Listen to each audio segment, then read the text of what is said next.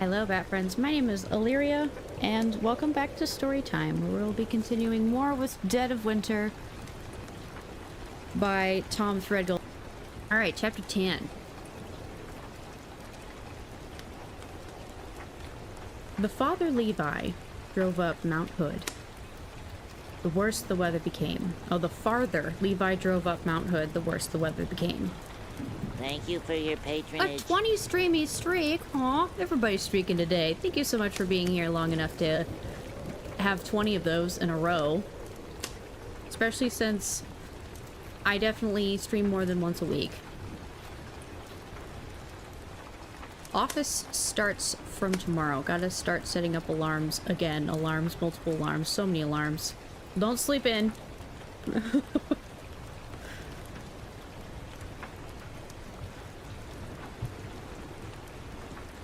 But get good sleep. So get to bed. Because I think it's late for you there.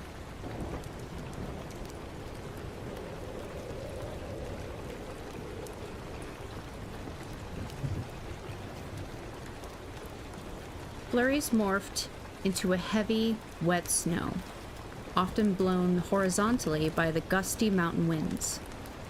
Ice accumulated on the wiper blades, smearing the windshield and producing a thump-thump rhythm with each pass. The main road stayed clear thanks to an army of snowplows, but unblemished streets meant traffic, and his business demanded privacy. It's not too late, but yes. I'm tucking myself in now. Good. He hunched over the steering wheel and willed his eyes to see farther. Barlow Pass lay just ahead, and he didn't want to go any higher. The last thing he needed was to get stuck or have an accident. Most of the surrounding vehicles had chains on their tires, and snowboards or skis strapped to their roofs. Meadows Ski Resort would be busy today. In this weather, there was no other reason to be here, except for what, or who, he had in his trunk. He paced himself and calculated so no other traffic would be in view when he turned off onto Barlow Road. A quick right turn, and then the road veered, blocking the view from the main highway.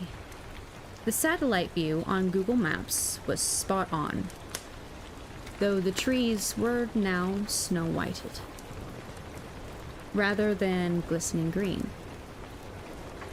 A ridge of powder ran along the shoulder, with only a couple of inches on the road.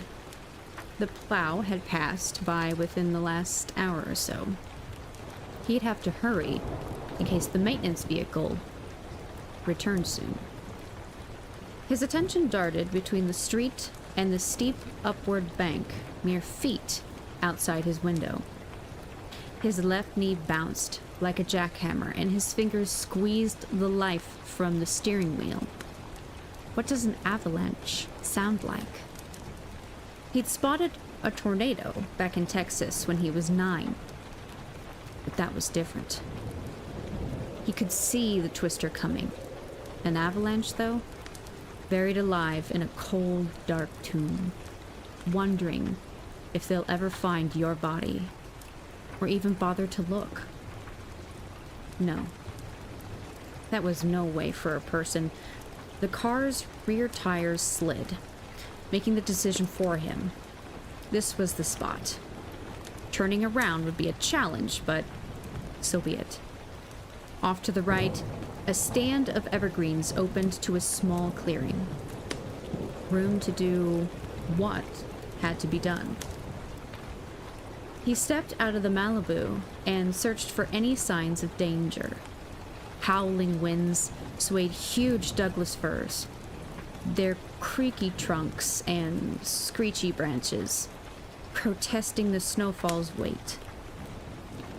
Overhead, a hawk surfed the currents, ever watchful for its next meal. The frigid air numbed his face and hands. Wet flakes settled in his hair, melted in the warmth of his head, and trickled icy streams behind his ears. He pulled the key fob from his pocket, rubbed his thumb over the trunk control several times, inhaled deeply, and pushed the button. A shiver ignited in his chest and exploded through his scalp, leaving his hair on end. He rubbed his palms together before looking into the trunk. Cardboard boxes filled with toiletries, clothes, and other necessities sat on either side. In the center, a dirty spare tire, treads so worn the steel poked through.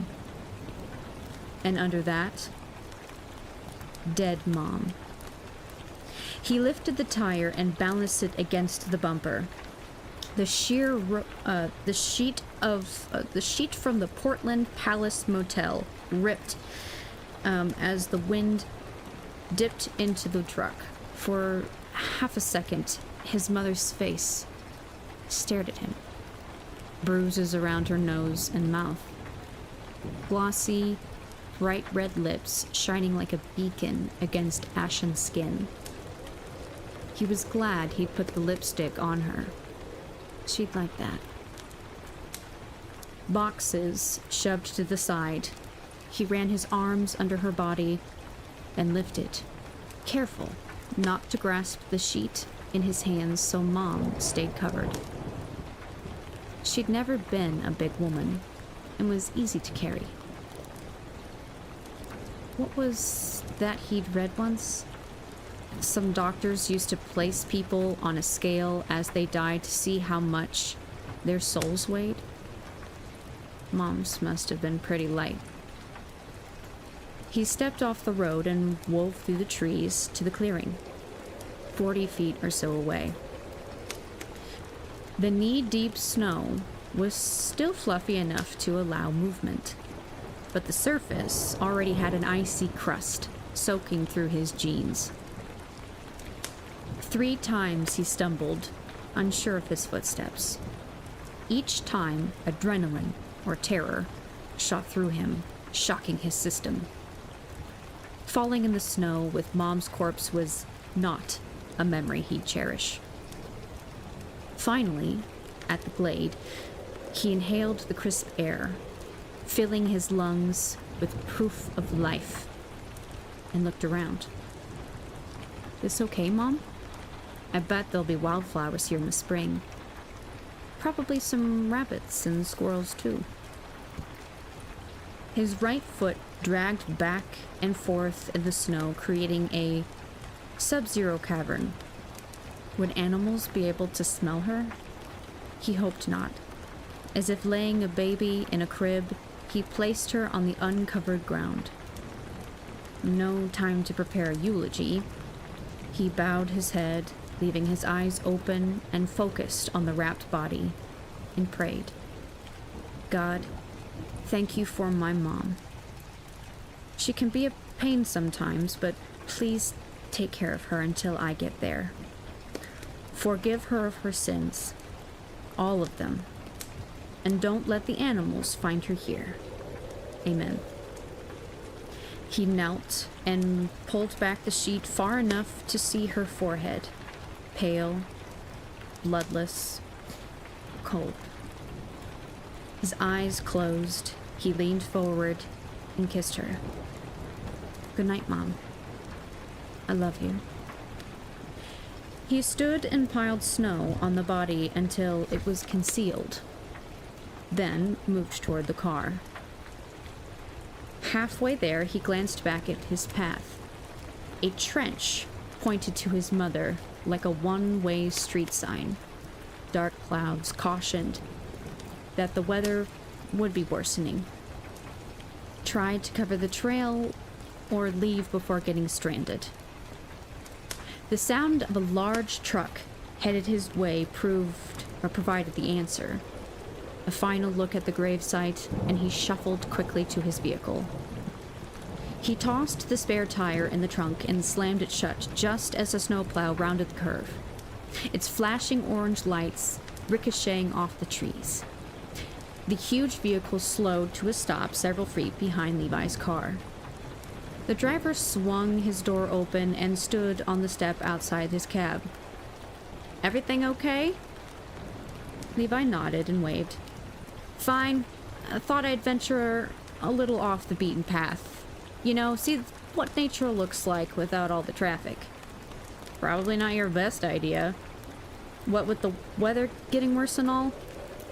He stared at the path of the snow, his head tilted and eyebrows cocked. Levi swallowed hard and wiped his arm across his brow. "I thought I saw a deer or something over there. Wanted to see if I could get a better look." "Hiya, Nani. How are you doing today?" The driver shook his head and pointed at Levi's license plate. "Won't be any deer this high unless Bigfoot drags them up here. Bet you don't get this kind of weather in Texas, huh?" Levi forced a laugh. Tumbleweeds and tornadoes, that's about it. "No law against you being up here, but if I were you, I'd head back down. Going to get a lot worse soon." He waved and opened the car door. "Good advice. I've seen enough snow to last me a lifetime." The driver returned his wave. "I'll wait till you get turned around and make sure you don't get stuck." "Appreciate it." Levi started his car and took a deep breath, holding it before slowly exhaling the tension. Turning around wasn't as difficult as expected, and he looked up and smiled at the snowplow operator as he passed him. Moments later, he was back on the main road, his mind racing. Too many people knew his car and its Texas plates. That needed to change. Buy a new car? Hanging cash might raise questions. Steal one? He wasn't a thief, and stealing is a sin. Besides, police look for stolen cars.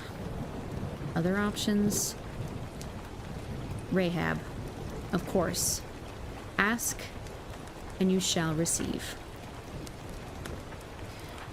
Back at the motel, Levi scanned his mother's bed. A few wilted flower petals still clung to the pillow. He plucked them off and tossed them out the door into the breeze. They rushed across the parking lot, barely touching the ground. A couple of them ended up in one of the potholes dotting the asphalt, but most flew into the street, past the three figures shivering on the corner. A faded red minivan pulled up to the women and slowed to a stop. All three crowded around the passenger window, and after a moment, one of them hopped in and left with the driver.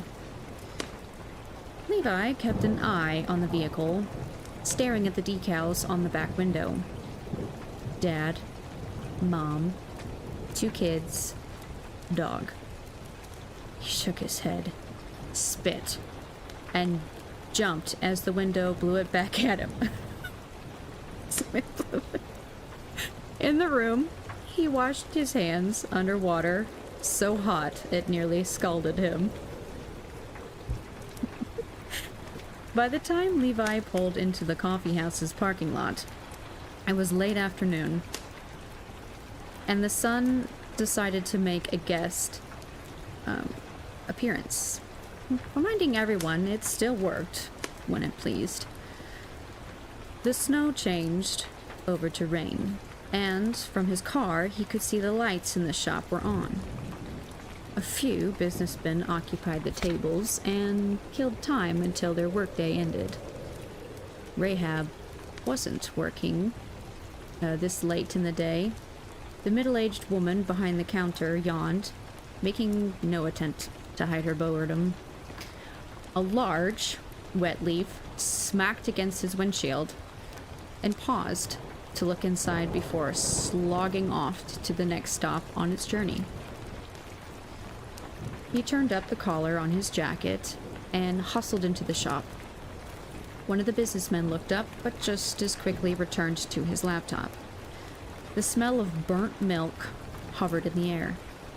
No doubt the result of the barista's fine attention to detail.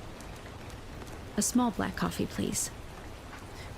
The woman sighed, spewed a cloud of cigarette-tinged breath at Levi. She held a cup under the urn's spigot,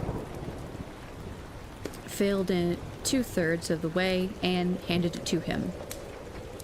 "That's the last of the coffee," she said. "Not gonna make more since we'll be closing soon." "No problem. Didn't need that much caffeine anyway." He dropped $3 on the counter and took a sip. Burned and cold. Busy day? Too busy. You'd think people would have enough sense to stay in on a day like today. No offense. Yeah, none taken. You seen Kat around? Huh? Oh, she works mornings. Sure, but I was supposed to meet her this afternoon. Kind of a date thing. He clenched his teeth as cold coffee grounds swept over his tongue. You don't look like her type. Then again, I'm not sure she has a type. Well, I haven't seen her. You can wait here, but I'm closing up soon. I'll give her a call. He punched buttons on his phone for a moment and then stared at the ceiling. After a suitable pause, he frowned and drummed his fingers on the counter. The barista folded her arms. Everything okay? Yeah, I've got a bunch of numbers in here. I'll find her, though. Stanton. Last name, Stanton. Levi dragged his finger across the phone screen and grinned. Got it. You're a lifesaver. She flipped a switch, and the lights behind the counter went off. Everybody out. We're closed. Charming. He hurried back to his car and opened his computer. Catherine Stanton. Over 400 friends on Facebook, and her photos available for the world to view. He skimmed through them, occasionally pausing. Right-click. Save image. Let's see what we can find out. Birthday, favorite music, and TV shows, and telephone number. He shook his head and dialed, waiting as the call went to voicemail. Hey there, Kat. It's Levi, from the coffee shop. Got your number from the woman working this afternoon. Boy, she's a real charmer, huh? Anyway, I just wondered if you wanted to get together sometime. Give me a call, if you want. See ya. He tossed the phone in the passenger seat and pulled onto the street. Less than a minute later, his phone rang. That didn't take long. Hey there, he said. Hey yourself. Glad you called. I was sitting around bored out of my mind, so you get your heavy thinking all done? Bored? Where are your 400 friends? Yeah, I did. Business has been really slow, and I had to figure out what I wanted to do.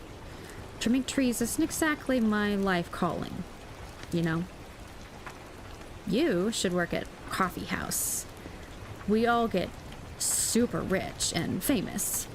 Living the dream. He chuckled. So I've noticed. Listen, you want to grab dinner or something? My treat, of course. I've come to a decision and wanted to bounce it off someone. Oh, and I need your car. Sell it, give it, take it, doesn't matter. Easy or hard, I need it for the Lord's work, and you need to keep your mouth shut about it, one way or another. A few seconds of silence crept between them. Sure, I know a great sushi place. It won't be too crowded. Sound okay? Raw fish. That'll be a first for me. I prefer my food to be, Cooked. You'll love it. Trust me. I'll text over the address and meet you there in, say, 30 minutes? You do trust me, don't you? Oh, the irony. I'll hold judgment on that until I've tasted the sushi. See you in 30. The pungent odor of wasabi tangled with the salty smell of soy, clearing Levi's sinuses. He used a fork to poke at the concoction on his plate. The rice I recognize. Everything else, well, it looks pretty, but I don't think I'd like mine better. I think I'd like mine better battered and fried. Maybe a little gravy on it. Cat's eyes narrowed. Her lips turned up at the corners. Chopsticks are the best way to eat sushi. You really should at least try.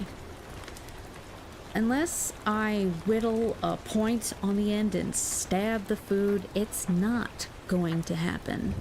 Seriously, I'm like the most uncoordinated person on the planet. Uncoordinated? Sounds like you have the perfect job then. Climbing trees with chainsaws, it's a miracle you're still alive. He poked his tongue into his cheek and rolled his eyes upward. I think you're right. God's watching out for me, and I'm sure he doesn't want me to push my luck by jabbing wooden sticks at my face. Is it okay if I use my fingers? Perfectly fine. There really aren't any rules. Now quit stalling and eat.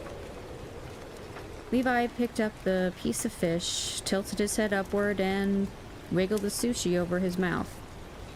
He dropped it, swallowed loudly, and clutched his throat. Cat covered her mouth and laughed. Okay, I lied. There are rules, and I think you broke all of them.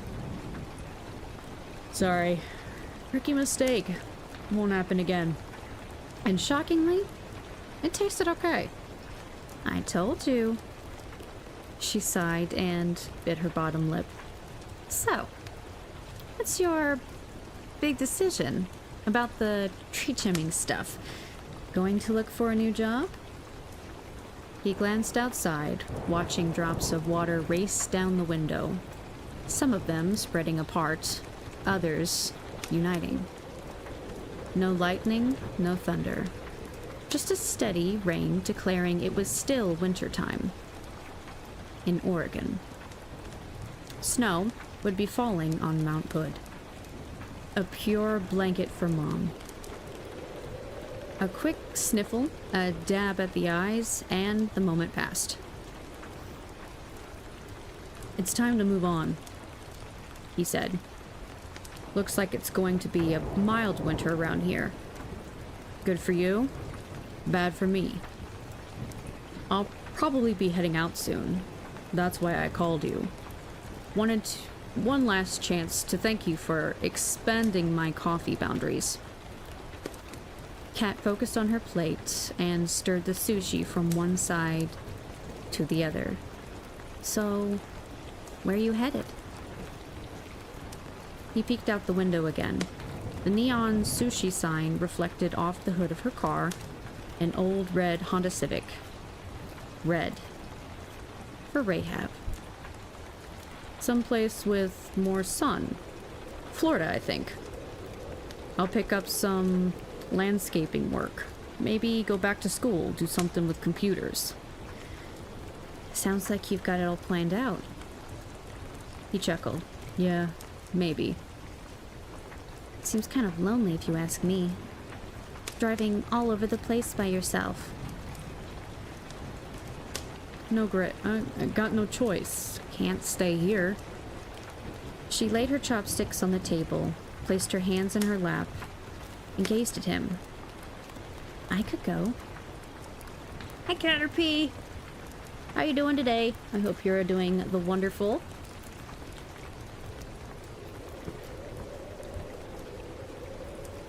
Thank you for the daily dab. Ooh, 447 ain't bad.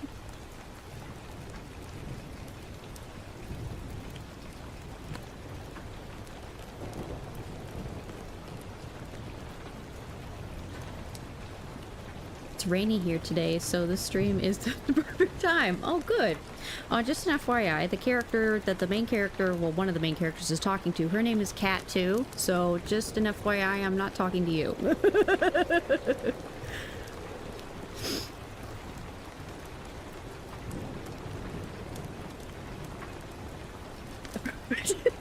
Yep, you're in this story. Although I really hope not, because I feel like she's gonna die, so... fingers crossed that she doesn't. Well.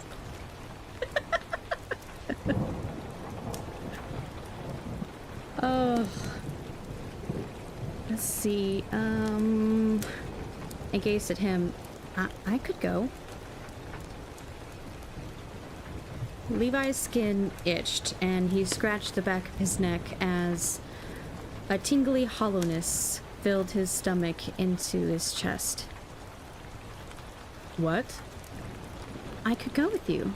I mean, if you want me to. He ran his hand over his arm, buying time. A reward for his obedience? Or a threat to his mission? Rahab did go with Israel. Wow, are you sure? I've known you for what? A week or so? You get to be a pretty good judge of character when you work in a coffee shop. I see lots of people and watch how they treat each other.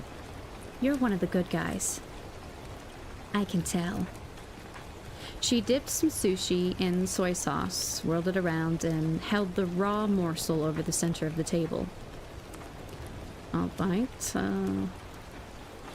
Levi leaned forward and slurped the fish into his mouth. Ugh, God, I hate that sentence. Yeah, but don't you have a life here? Friends, family, all of that? No family, really. Haven't seen my parents in years. Got an older sister who went off to college in Colorado and never came back. I don't blame her. And I'm due to get some new friends.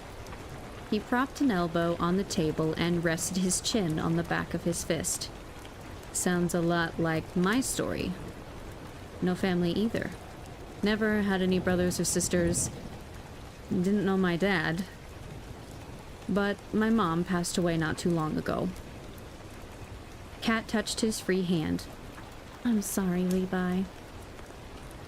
His scalp burned as their fingers touched. He glanced out the window. 2 water droplets meandered down until finally, right before the bottom, they joined. Thanks, but I'm over it. Mom had a good life, and it was time.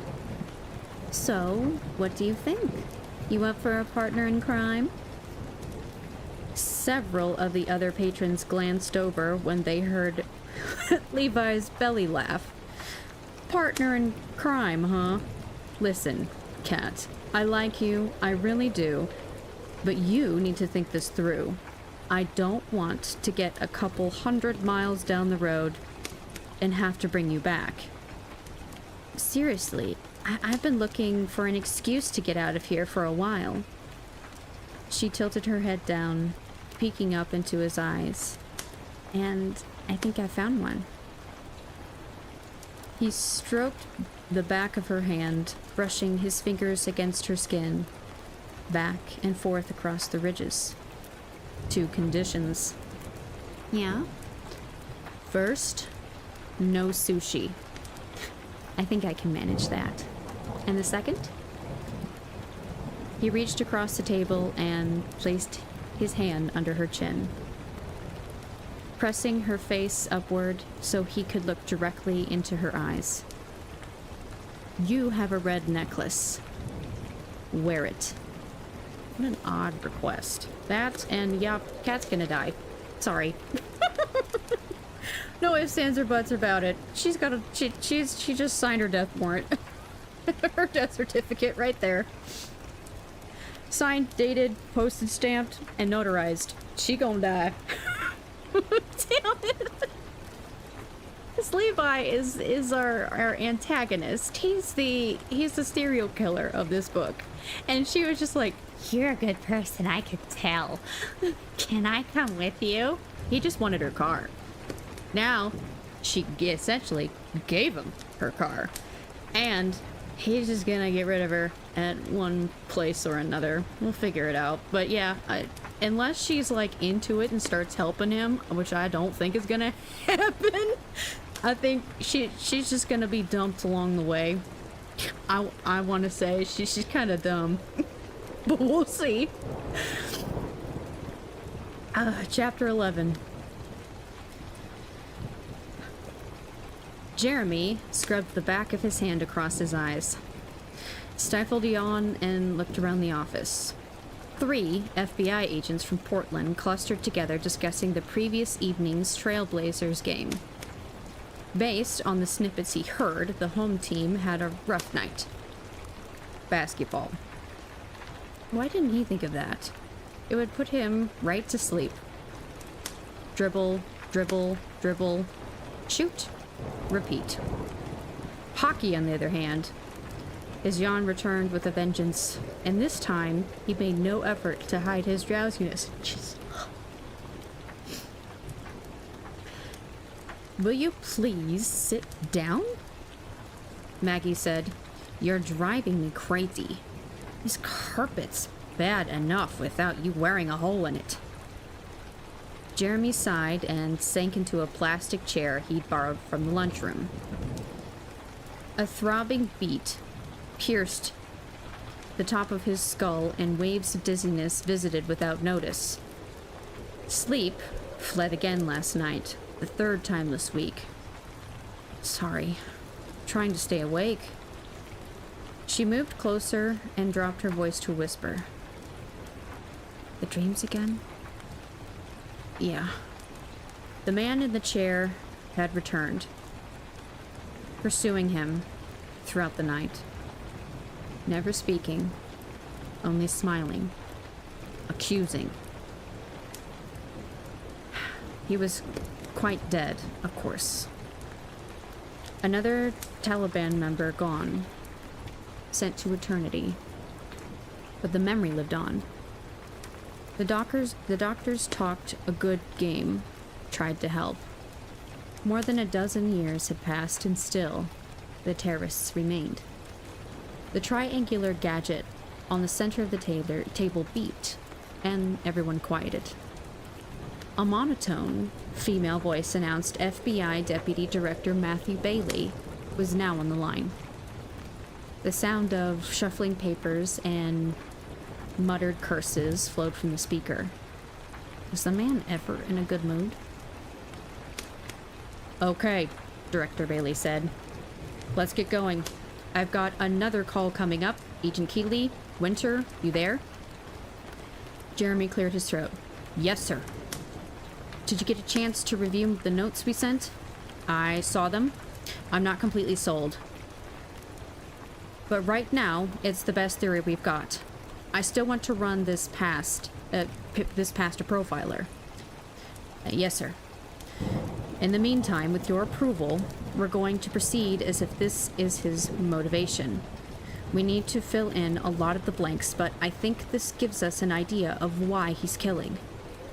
Doesn't make any sense to me, but if there weren't lunatics running around, I'd be out of a job. This guy's not the first person to kill in the name of religion, and he won't be the last.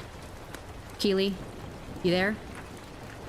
Maggie leaned toward the phone. "I'm here, sir." "You did the research on this Bible stuff, right?" Maggie glanced at Jeremy. "It's a team effort, sir. Mr. Winter and—" "I don't have time for that. Just give me the short version on what this story is about. I read it, and I'm not sure I understand why it's so important to this guy. A fairy tale from 3,000 or 4,000 years ago doesn't seem relevant." Maggie clenched her jaw and tapped her finger on the desk. "Sir, the story's significant to him. That makes it even more important. What's that tapping noise? Jeremy nodded towards Maggie's fingers. She rolled her eyes and placed her hands in her lap. Okay, it stopped. Bailey said, "Go on." "Yes, sir," Maggie said. "We knew the Book of Judges was important to our perp when we discovered the torn pages in his victims' Bibles. Most likely, they're his trophies." "Good work on that. Crime scene units should have caught it first." "It's easy to miss," she said. "The Bibles are tattered, and unless you know what you're looking for, go on with your review." "Yes, sir." Judges paints an unflattering picture of the tribes of Israel. They disobeyed God, are punished, repent, and God restores them. The key chapter, as far as we're concerned, is Judges 19. It's a rather sordid story, and to be honest, we're still trying to figure out what the whole thing means. What we do know, though, is a woman is killed, apparently during the course of multiple rapes. Her husband then cuts up parts of her body and sends a piece to each of the 12 tribes of Israel. We think that's the link with our guy as far as cutting off victims' fingers. Uh-huh, but if I understand it, the dead woman in the Bible was a prostitute, correct?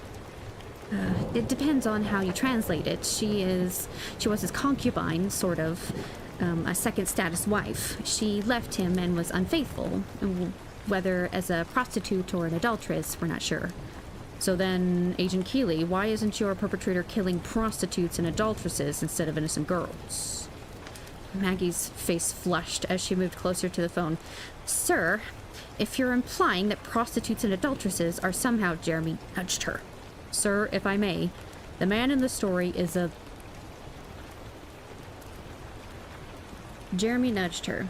"Sir, if I may, the man in the story is a Levite, which means he was from the priestly tribe of Israel. They were supposed to be the holiest men around. It's possible our suspect sees himself that way, and so he would avoid associating with prostitutes.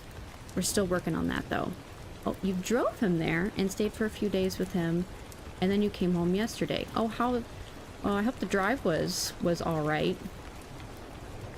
It sounds like a nice little vacation. Even a short little vacation. And I hope you enjoy your time, I'd say, by yourself. Feel like every parent... Oh, I'm sure you are. That's a lot of time sitting. And every parent deserves a little bit of me time away from their children. I think it's nice to have a break from being needed 24/7 and having some time to kind of like recoup and recharge, because I know that if you're in a constant state of stress or anxiety that can wear on you and make it easy to a temper, or just be unhappy a lot of the time. But I bet it's too quiet. What about the dog? Do you still have the dog? Or did the dog go with you guys? I've completely forgotten the dog's name. It's been a long time since we last talked about it.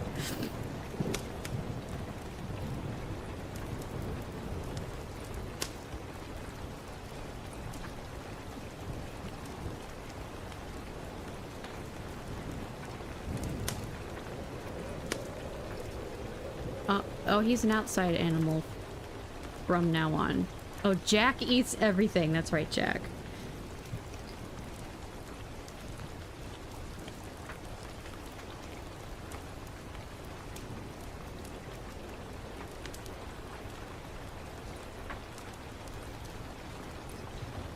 Forget what kind of dog is he? I'm sure he got big. I feel like he was a big dog. Maybe. I really don't remember. I don't remember why you got a dog in the first place. Okay.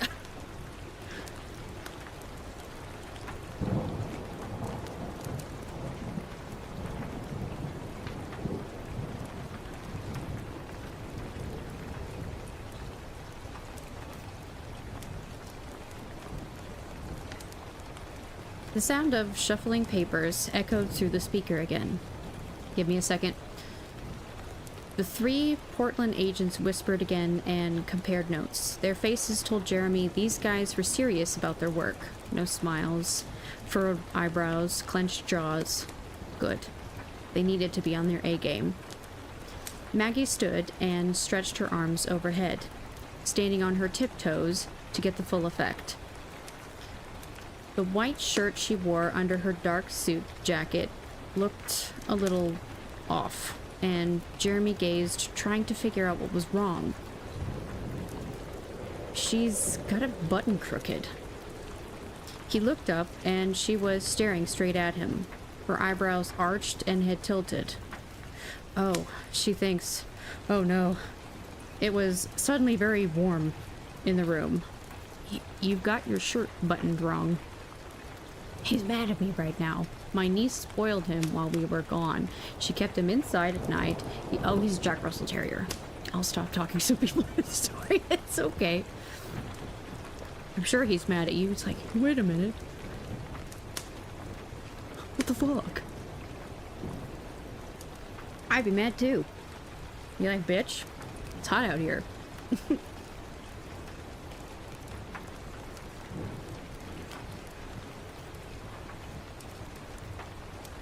The phone crackled. What? Winter, what are you talking about? Maggie had a hand over her mouth, but she could see the he could see the upturned corner of her lips. He'd hear about this for weeks. Jeremy closed his eyes and massaged his forehead. Oh, I'm sorry, sir, nothing. Okay, keep going. She runs home to daddy and becomes a prostitute, then what? Jeremy nodded at Maggie to continue. Then, the Levite comes to take her home. He ends up staying at her father's house for a few days, but then heads out. On the way home, they end up staying in a town called... Hold on.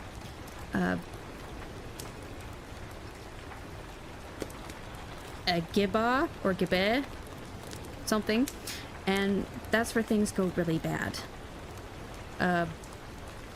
Bit of an understatement, Agent Keeley. Hold on.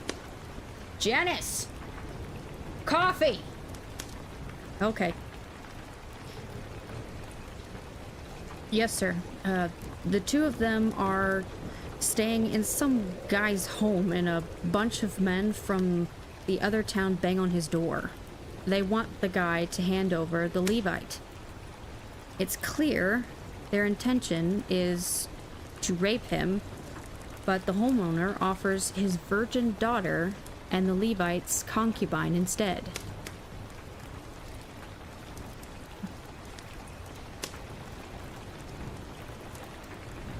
You should read my book after this one.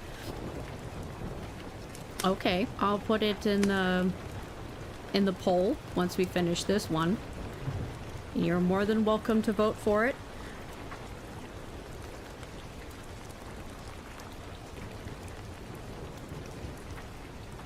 Have you finished it?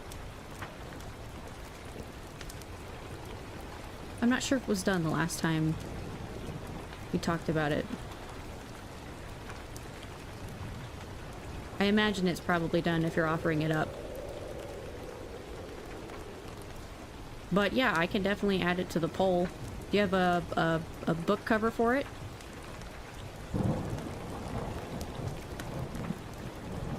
Or anything? Like a... Whoop, I almost dropped the book.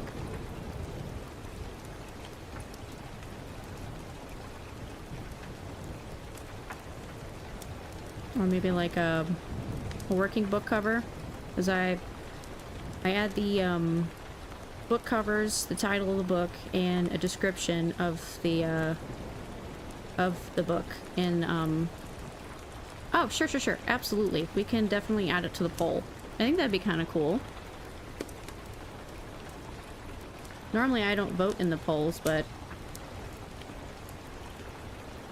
I'll give you a vote and see what the rest of the community thinks. I think that'd be pretty neat.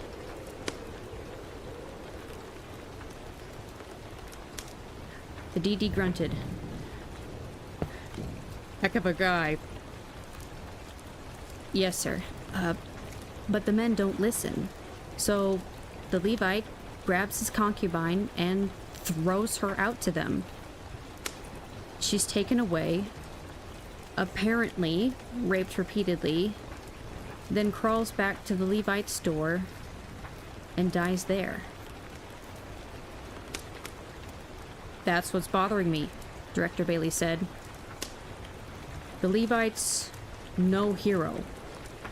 Why would our killer pattern himself after someone who's a coward? I mean, what's the moral to this story?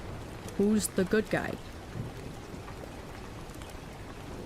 Sir, Jeremy said, not all stories have good guys. How well I know. The Levite starts to go home the next morning and finds his concubine on the step, dead. Interestingly, the story doesn't say he went to look for her. He planned to leave without her. But there she was. So he throws her body on his mule, takes it to his house, and butchers the corpse into 12 pieces. One for each of the tribes of Israel. The point being, Jeremy said, when the tribes found out what happened in Geba, everyone was outraged. In fact, the act started a war. Kind of a wake-up call, I guess. They realized what depravity parts of the nation had fallen to and decided to do something. Maggie cleared her throat. We believe our killer may be trying to do the same thing. We don't have tribes, but we do have judges. He's sending a message. Wake up and look at the evil around us. So, it's your belief he sees himself as a messenger, and his job is to wake us up to the evil in the world? Isn't he part of that evil? And I still don't understand why he's choosing innocent victims. And there's nothing in there about daisies or any flower. Maggie frowned and shook her head, pointing at Jeremy. Sir, he said, we don't understand either. Something's triggered this, or someone. Uh-huh. Well, get it figured out. We need to get this closed. One more question. Why didn't our killer cut up one body into 9 pieces and send those to the Supreme Court? Seems to me it would have made more sense to do that if he was trying to play along with the story. He sighed and bent toward the phone. Yes, sir, but killing one person isn't going to get him the attention he wants. It might be news for a day or two, but then the story disappears. One murder. What attention? Director Bailey asked. Nobody outside the FBI has linked these together. He's not getting any attention in the media. Maggie frowned and bowed her head. No, sir. He's not. Not yet. Another long night. Bouts of sleep interrupted by the need to review the case.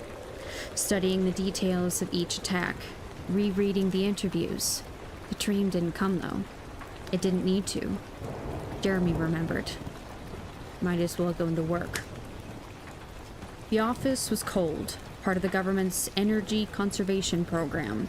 The heat rarely cycled during the night, so it was mid-morning before the room grew comfortable. White linoleum floors, fluorescent lights, and plastic furniture gave the break room a sterile aura, enhancing the chill. Still, it beat being outside. A few agents and admins filtered in and out of the room, murmuring and nodding greetings in his direction. He answered with grunts, nods, and arched eyebrows, getting good at the don't want to talk, just go away smile. He'd walked the mile and a half to the office, sending Maggie an early morning message to bring the car when she came. Jeremy hoped the brisk morning air would clear his mind, as well as give him some energy. It hadn't. "You look terrible," Maggie said. "No sleep again?"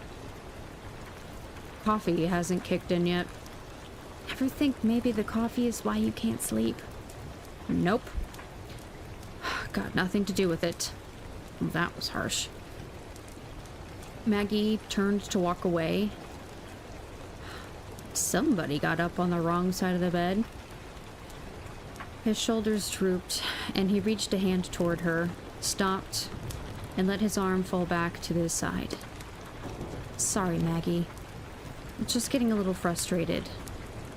There's a part of me that wants this guy to... What? Kill again so we can get more clues?" She sat down across from him, pushing the sugar canister off to the side so nothing was between them. "Jeremy, we'll get this guy. We will. Maybe we'll get him before he kills again. I hope so. But maybe we won't. Either way, we'll get him." "Yeah, I know. Look, at this point, the best lead we've got is the car, right?" Maggie nodded, assuming it's the killer's car. "No choice. At this point, we have to presume it is. So we know he probably stayed at a hotel somewhere near Portland. He could be sleeping in his car. Probably, but I doubt it. Too risky. Cops could see him and stop to check it out. No, if I'm him, I'm staying at a hotel, someplace out of the way." "Okay.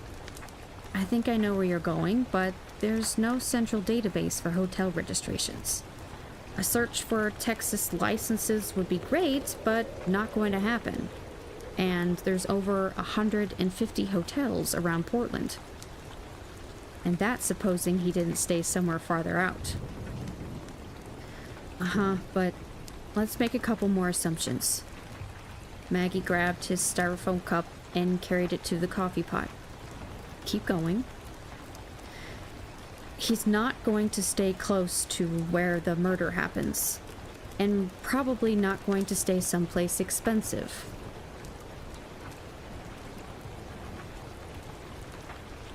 "Maybe."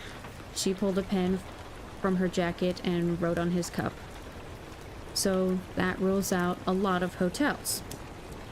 Maggie refilled his coffee and poured a few drops in her cup before topping it off with hot water. "Yeah, it does. But it leaves a lot of them too.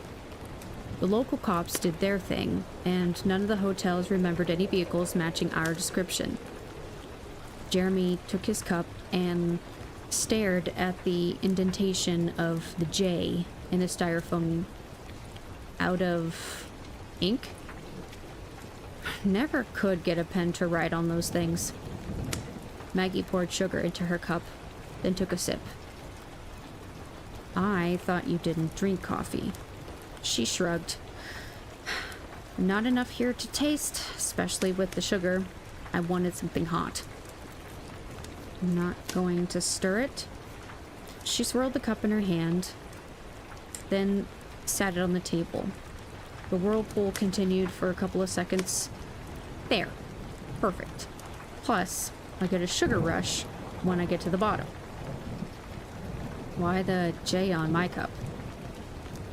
Figured we'd be here for a while again today. I didn't want to get mine and yours mixed up. He pointed to the red lipstick marks on the edges of Maggie's cup. Good thinking. I'm wearing the same shade. She threw her head back and laughed, ending with a snort. Some detective, huh? Got up too early this morning. 3 time zones away from Rebecca is tough. I try to talk to her every morning before Mom takes her off to kindergarten. Hard being away from the kid, you know? He stared at the table. Yeah, I do. Her eyes opened wide. Oh, Jeremy, I didn't mean... I'm so sorry. Holly and Miranda, his wife and unborn daughter, murdered while he was in Afghanistan. It's okay, really. I don't want you to be afraid to say anything around me. You and Rebecca, well, you know. She rubbed her finger on his hand and smiled. Yeah, I do. He cleared his throat and straightened. Let's get to work. I thought we'd get a map, divide it into sections, and start hitting hotels. Maybe we'll get lucky. It beats sitting around here all day waiting for something to happen. Map. Maggie tugged at her bottom lip. Yeah. A map. You know, those things with roads on them? He's coming from Memphis, right? Or maybe Texas. Yep, that's our best guess. Maggie stood and paced, staring at the floor. So, if I'm driving all that way, I'm stopping at the first place I find that meets my criteria. Anything to get out of the car. I-84 comes in from the east, Texas or Tennessee. Chances are he came in that way. There's bound to be some places to stay along there. Maggie stood and picked up her hot brown sugar water. Nice day for a ride.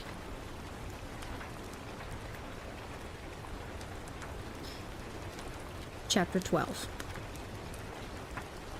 Jeremy steered out of the grungy motel's parking lot and glanced at his partner.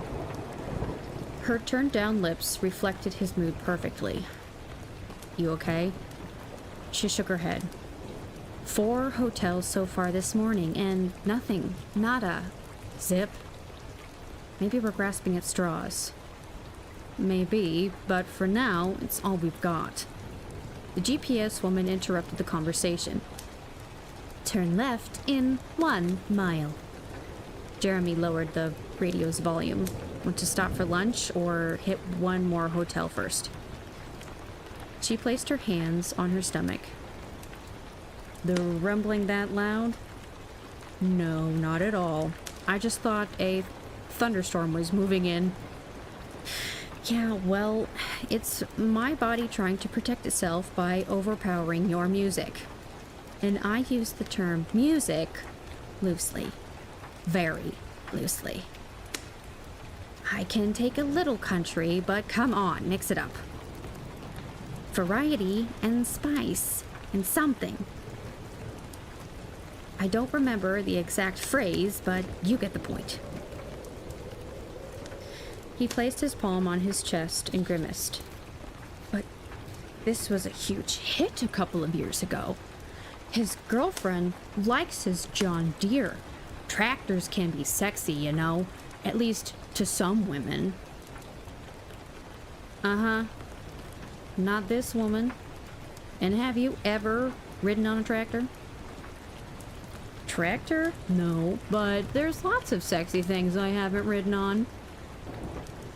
I can't believe I keep doing that.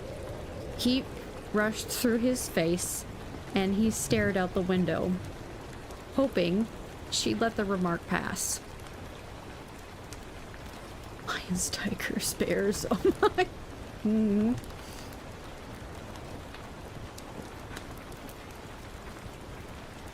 She didn't. Wow, what an interesting comment. Care to elaborate? The grin on her face wasn't helping. I didn't mean it that way. The GPS barging in, arriving at destination. Woo? Thank you. Rough looking place, Jeremy said. The Portland Palace. Let's check it. Then you can buy my lunch. It's the price for insulting true American music. He pulled up to the office, and they stepped out of the car. The wind had died down, but a gray sky and light mist dampened their mood even farther. The one-story motel was past its prime by at least 3 decades. Its 20 or so rooms all faced the street. Peeling paint on the doors exposed moldy wood underneath. Rusted pipes stood at intervals along the concrete path. Relics of the awning that at one point had covered the walkway. Beads of water formed on Jeremy's jacket, and he darted to the office. He grabbed the door handle and turned to speak to Maggie. What's she doing? Still standing beside the vehicle, she gestured toward a meagerly clad group of women standing at the street. You go on in. I think I'll go chat with those ladies over there. Well, good luck. Feds aren't exactly their favorite people, I'd imagine. I'll be inside. The dim office was unoccupied, and the bell, clanging against the door, went either unheard or ignored. Jeremy could see feet propped on a coffee table in the back room. On the TV, a man worked to shove a turkey into a rotisserie oven. Jeremy knocked on the counter. Hello? Yeah, I'm coming. The desk clerk shuffled to the counter, muttering as he moved. Orangey crumbs covered his too small t-shirt. Cheetos, maybe? His shoes were untied, and dark jeans hung low off his wide hips. The waistband of plaid boxers failed to fill the gap between pants and shirt. Hi there. I'm Jeremy Winter, working with the FBI. Just like to ask you a few questions. Whatever. We're looking for a car. Chevy Malibu. Beige, probably 6 or 7 years old with Texas plates. One occupant, a man, might have stayed here within the past week. The clerk headed back to his TV. I haven't seen it. Jeremy's jaw muscles tightened. Sir, I'm not finished. Well, Mr. FBI, unless you know for another way for me to tell you I haven't seen your car, I think we are finished. Now, this man is about to tell me how fast this thing can cook a turkey. If you don't want to rent a room, I've got work to do. The man returned to his previous position and propped his feet on the coffee table. Jeremy's pulse quickened, and he crossed his arms, exhaled loudly. Over the counter and in the room, less than 2 seconds. He'll never knew what hit him. The bell clanged, cold air swept into the lobby. An old auto trading magazine on the counter flipped through several pages before the door closed. Maggie stood there, breathing hard. Hey, get out here. I think we've got something. 20 minutes later, 3 police cars and a mobile crime scene unit sat scattered around the parking lot.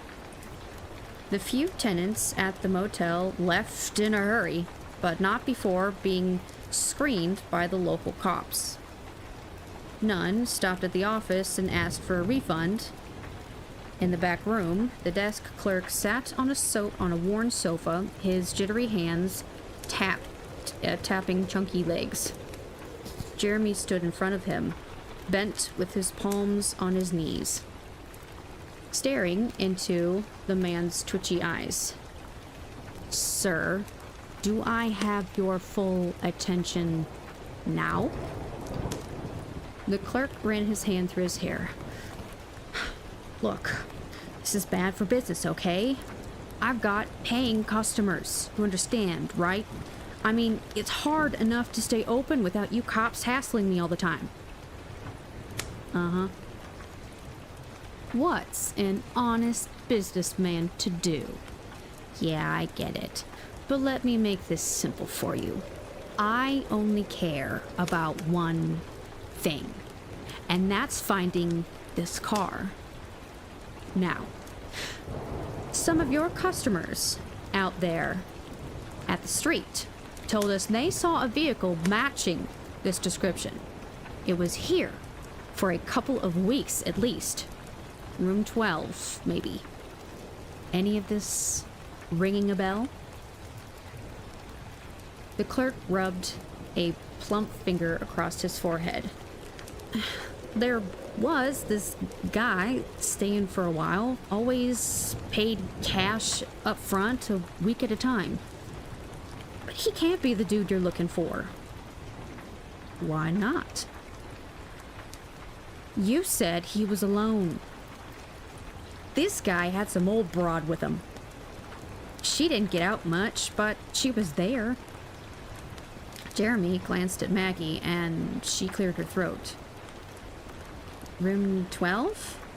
When did they leave? Dunno. My money is to take... My job is to take their money, not keep track of them. See, we value our clients' privacy. Long as they've paid, they can do what they want.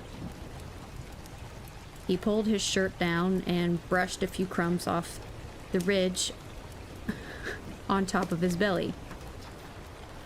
He smiled, exposing a gap where a tooth should be.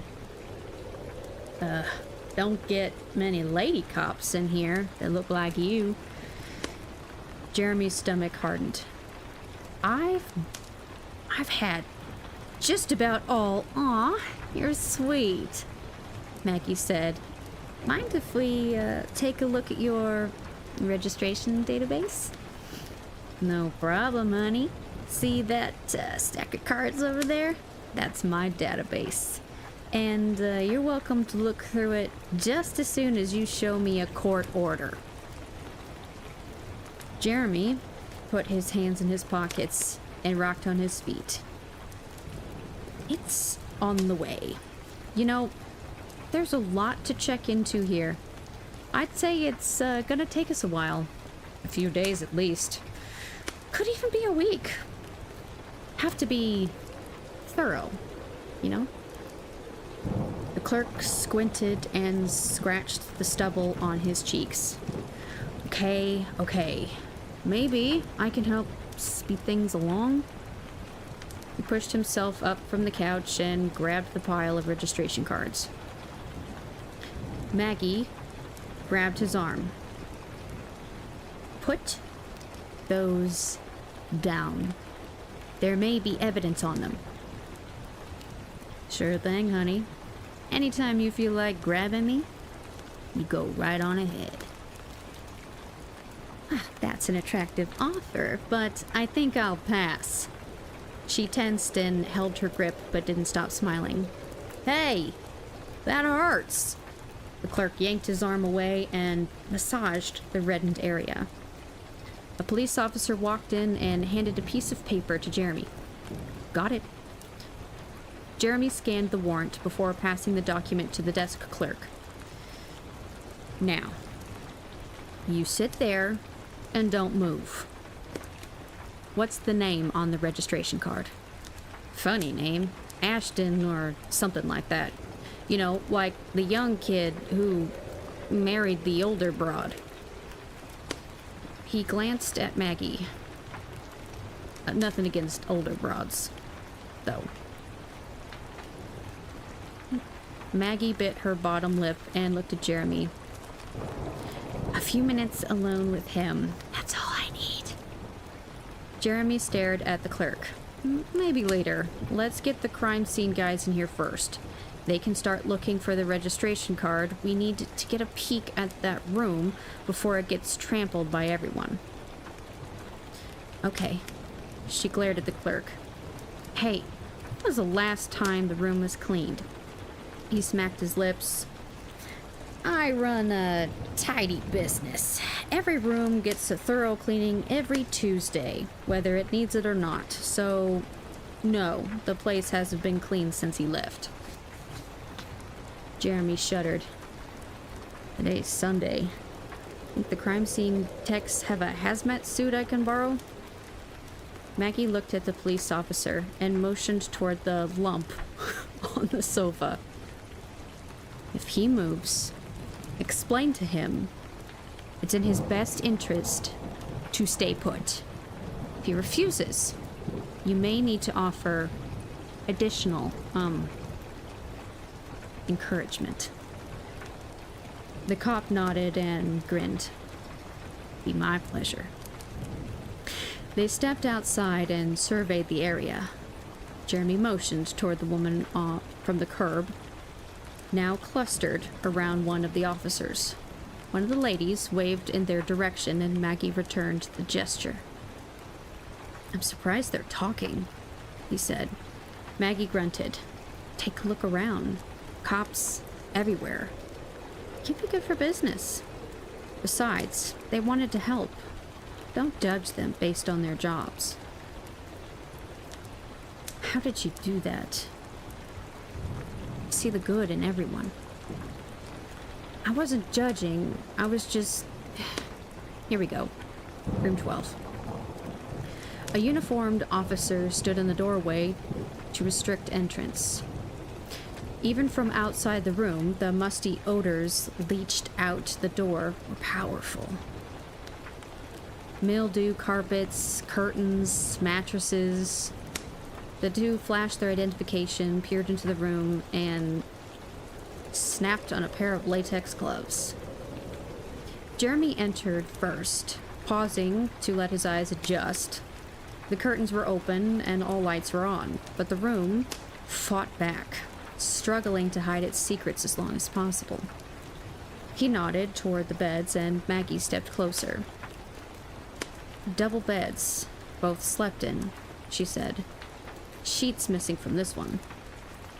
Jeremy moved to the bathroom to check for any personal effects that may have been left behind. So, who's the old woman with him? Don't know, he said. Anything in there?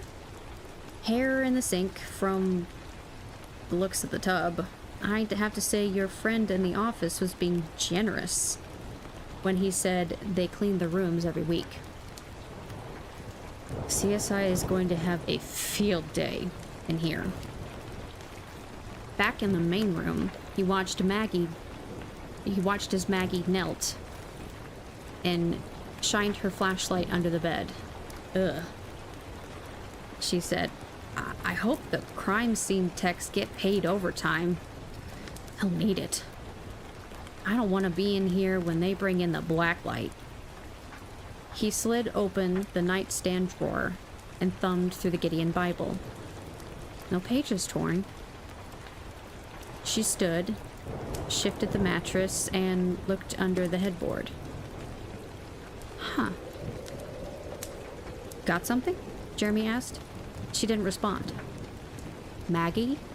Got something? Could be. Jeremy, look at this and tell me what you think it is. He took the flashlight and leaned over, squinting into the crevice. The beam of light passed back and forth over a small white object hanging on the bed rail. His heartbeat echoed in his ears. Maggie, That's a flower petal. Better get CSI in here now and get it bagged. On it. Secure the door. I'm calling for our guys in for this one. Maybe we can finally catch a break, huh? Yeah. Maybe I'll get a new APB put on the vehicle. Let them know there are possibly 2 occupants now. If he's headed out of town, he could be taking I-84 again.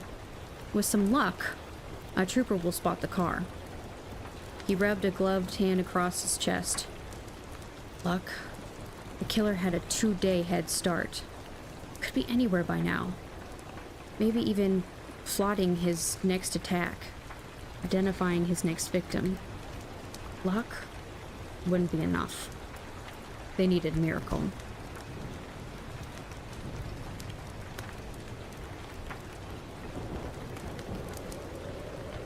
Chapter 13.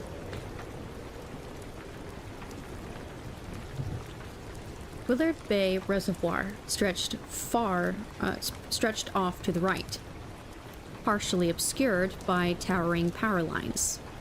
On the left, a ridge of rusty, cragged peaks pressed against a clear blue sky. Ahead, the pale gray pavement of I-84. Spider-webbed with tar-filled cracks flowed into infinity. Levi leaned over the steering wheel of the Civic and strained to hear the engine better. The motor sounded like a tin can with a dozen pebbles rattling around inside. He slowed, and the noise stopped. Then accelerated above 70 again. The pinging returned. He looked over at Kat. Her bare feet tapped the dash, toenails painted black, of course, and she looked bored. "Hey," he said, "does the motor always do that?" "Told you we should have kept your car and got rid of this one. Yours was in better shape. This thing's on life support. That noise is the car begging you to pull the plug." Levi shrugged. "This old girl's not in too bad of shape. Besides, I was ready for something different." "Me too, I guess. So, Florida, huh?" "I hear Sarasota is nice this time of year. Lots of jobs, too. All the rich people go south for the winter. They call them snowbirds, or something like that. We should be able to find jobs there." She twisted a finger through her necklace and parted her lips slightly. "Wonder what people do for fun in Florida." "The same thing they do in Portland, I suppose. You know, eat sushi and stuff." She giggled and slapped him on the arm. "You didn't give it a chance. Everyone loves sushi. Some people just need more convincing than others. And with the scene you made, we're lucky the owner didn't throw us out." Levi winked and placed a hand on his belly. "I can still feel that fish swimming around." Poor Nemo. "I think he's hungry." "Ogden's about 20 miles further. We'll swing in there and grab a bite. Maybe find a Long John Silver so my little fishy will know what it could have been. Besides, I need to drop a few things in the mail. Pay some bills." 35 minutes later, he pulled into a Denny's parking lot. "Grab us a table. There's a mailbox across the street. I'll run over there and be right back." Kat slipped on her flip-flops, flicked down the visor, and straightened the blue streak in her hair. "Denny's, huh? You sure know how to impress a girl." I see your point. I believe we passed a Taco Bell about a quarter-mile back. Maybe we'd be better off there." "Denny's it is. Not sure I want to be locked in a car with you after Taco Bell. I'll grab us a booth." The door popped loudly when she pushed it open and cracked again after she stepped outside and closed it. She leaned against the car and poked her head inside the open window. Her faded t-shirt served as a fuzzy gray background to the red necklace as it swung freely. Levi's eyes followed the movement of the jewelry. Left, right, left, back, and forth. Is this how people get hypnotized? His heart raced as a flashback roared to mind. A woman leaning in the passenger side. Now where had he seen that before? Seriously, Kat said. I don't know if this thing will make it all the way to Florida. You sure there's not somewhere closer we should try? It has to be Sarasota. That's where the job is. The job? You've already found one? When? His shoulders tightened. No, of course not. But that's where our best chance to find one is. Like I said, lots of people in Florida this time of year will find something. The cat nodded and walked toward the restaurant, shouting back over her shoulder. Yeah, if we make it there. Levi waited until a waitress escorted her out of view, then reached into the back seat. He pulled the black duffel from under the laundry basket full of clothes and snapped latex gloves on his hands. 5 envelopes. New York Times, Chicago Tribune, San Francisco Chronicle, Dallas Morning News, Atlanta Journal-Constitution. A contest. Who could figure it out fastest? Which one would print the story first? Inside each envelope, a single sheet of paper. 5 names, 5 cities. Nancy Bishop of Portland, Oregon was the newest addition. Under her name, 4 blank lines. That should get their attention. An hour later, they were back on the road, heading south. At the Portland FBI office, Jeremy laid his cell phone on the desk and pushed the speaker button. He and Maggie exchanged a glance before he spoke. You're sure it's the car? Almost 24 hours after being issued, the APB paid off. A car matching the description of the killer's vehicle was found abandoned in a Portland suburb. Good news and bad. Another possible lead, but no suspect. No, sir. I'm not sure. The voice on the phone said. The plates are missing, and we're still running the vehicle identification number. But it is a beige 2006 Malibu. Looks like it's been cleaned out. CSI's on the way, but I'm betting the car's been wiped down. Okay, Jeremy said. Get the vehicle hooked up and inside somewhere as soon as possible. And let me have that VIN. Maggie scribbled the numbers on a notepad and read them back for confirmation. She nodded to Jeremy. Got it. Call me if the crime scene tech finds anything, he said. We'll run the VIN too. I appreciate your help, officer. He disconnected the call and placed the phone back in his pocket. Maggie, can you call our office in Dallas? Got them on speed dial. She punched a button and placed the phone to her ear. Within a few minutes, she was reading the VIN to the agent in Texas. She covered the phone with her hand. He said it would take a while. Jeremy drummed his fingers on the table. A while? Punch some numbers in a computer and tell us who the car belongs to. How long can that possibly take? You're the federal government, aren't you? Maggie scrunched her face into a frown. You want to talk to him? I'm sure with your sweet disposition, he'd move much faster. Maybe you should try deep breathing exercises or yoga or something. She jerked slightly. What? No, not you. She said it to the phone. Uh-huh. Okay, what is that? Okay. Listen, thanks a lot. Hang by the phone. I'll probably be calling you back in a few minutes. What's the story? Jeremy asked. The car is from Texas, registered to a Charlene Talbot in Pleasant View.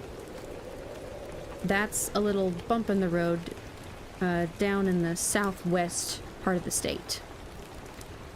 Jeremy scratched a spot on the table. See if they'll send an agent out to Pleasant View. Find out why that car is here. It could be nothing. You don't think we should go? He shook his head. Not yet. This could turn out to be a wild goose chase. We need to keep working here for now. Figure out why, or figure out who's with this guy. You check the system, see if we've got anything on Charlene Talbot. Maybe she's the old woman the clerk at the motel saw. I'm going to check the stolen vehicle reports for the last couple of days, if that is his car they found. We need to figure out what he's driving now. Maggie stood to leave the room. What happens if this turns out to be a dead end? Then, we'll keep working until we get a new lead. She nodded. I guess we'll cross that bridge over troubled water when we get to it, huh? You're doing that on purpose now, aren't you? But yeah, we'll deal with it. Until then, Maggie's phone rang and she checked a display. It's Rebecca. Take the call in here. I need to stretch anyway. And tell her I said hi. He rubbed the calf of his left leg, stood, and walked toward the door. The pain had flared again last night, feeling like a rusty nail ripping from thigh to ankle. Aspirin didn't help. There was stronger medication in his toiletry bag, but he never opened it. Pain was a reminder. Hi, honey, Maggie said. How are you this morning? Jeremy looked over his shoulder at her, now settled back in the chair, legs crossed. She covered the phone. You need to go back to the doctor? Jeremy turned, confused. For what? That leg. It's not supposed to keep hurting like that, is it? He shrugged. Comes and goes, no big deal. She frowned and returned to her phone conversation while he headed for the break room, hoping the snack machine still had something worth eating. His stomach regretted the decision to skip breakfast. Multiple databases, 2 bags of barbecue potato chips, a Snickers, and a Diet Coke later, Jeremy had no useful information. Plenty of stolen cars reported, but nothing stood out. An hour slumped in a break room chair was 55 minutes too long. But maybe Maggie had better news.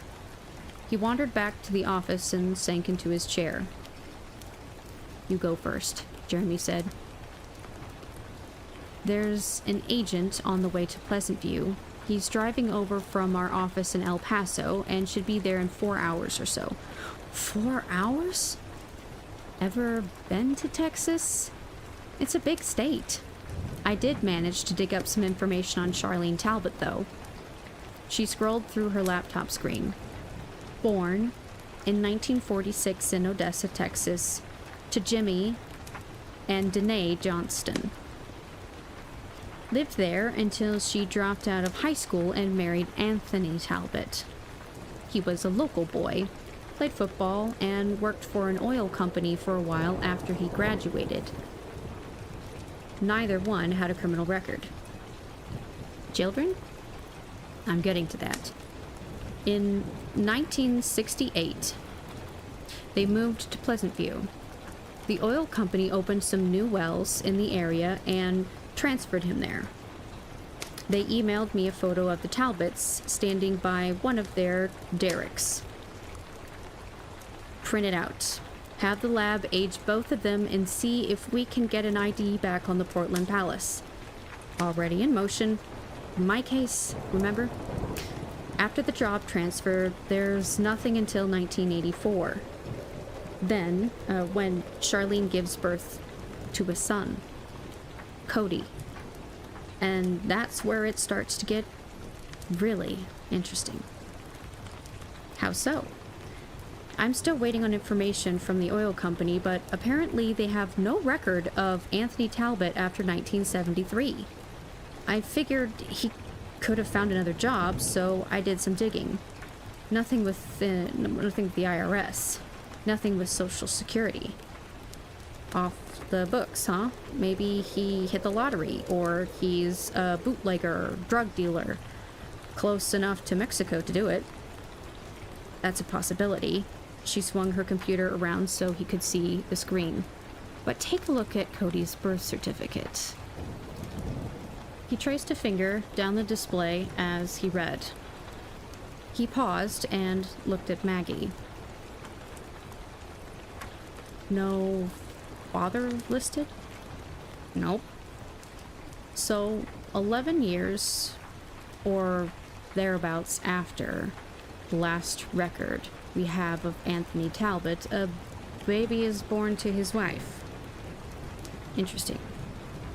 Told you, could be something. Jeremy straightened and crossed his arms. You're a woman. Why wouldn't you put the father's name on a birth certificate? She flicked a finger across her lips several times.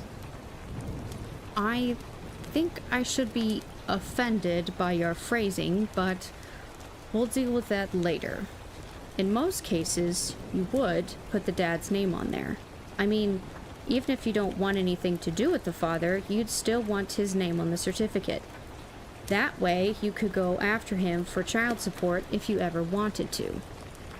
What if your husband isn't the father? Then you still put the husband's name on it, assuming, of course, you want to keep your little secret. Nope. There are only two reasons I can think of to leave a birth certificate blank. Either you don't know who the father is, or you do know but want to make sure no one else does.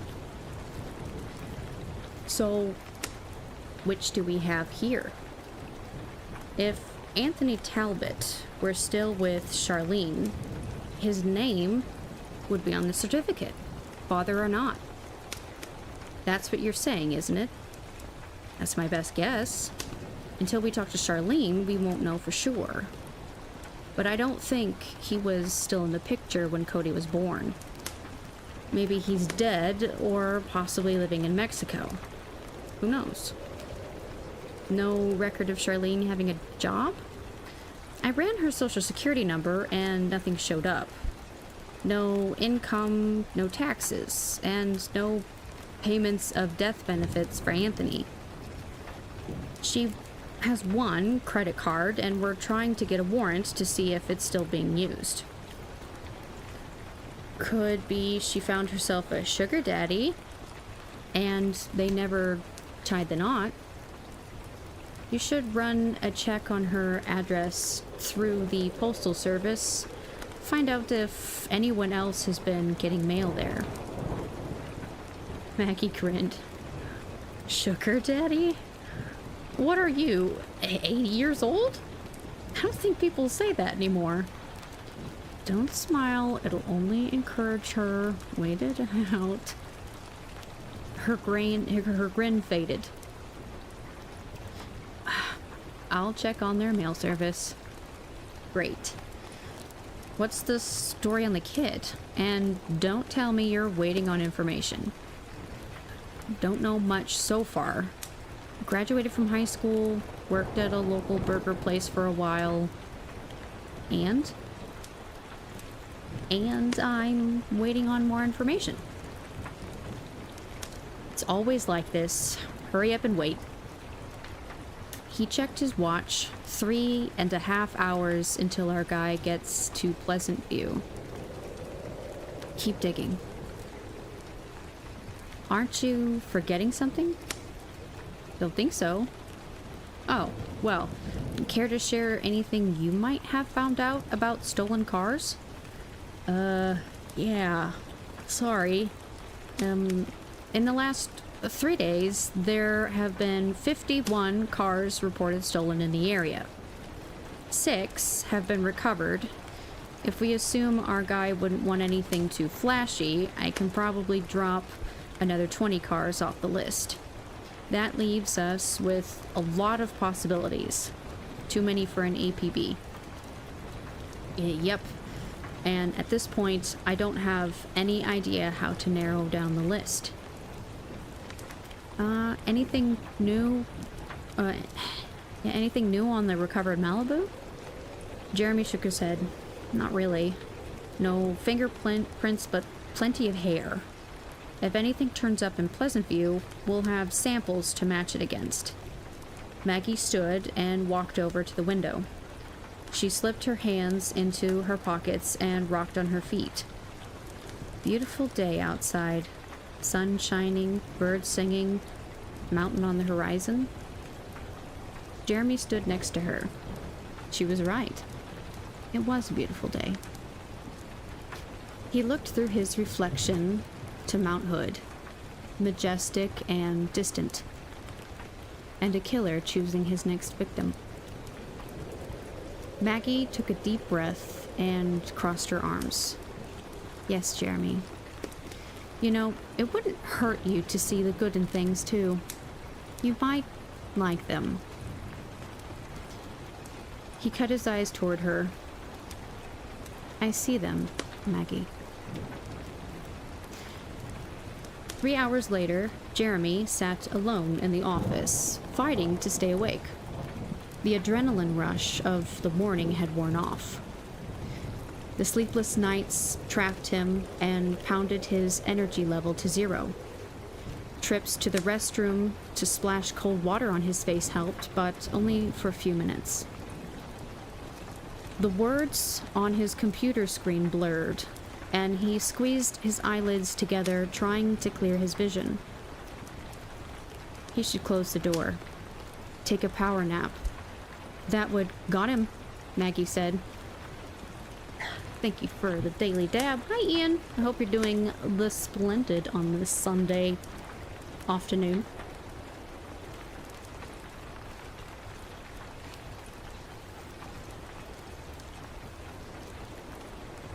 Been here looking. Love the cozy overlay and all. Oh, thank you. I made it myself. Well, I didn't draw it. I found it on the Google Images, but the ambiance and all that, I put it together.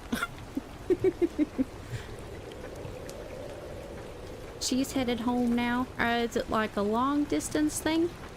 I hope you, well, I'm glad you had a great weekend. You got a prepper stream. Enjoy the reading. Okie dokie.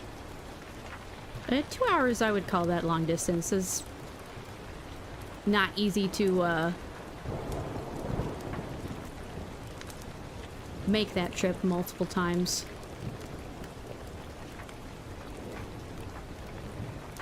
Oh. Thank you for the daily dab. Enjoy the rest of your day.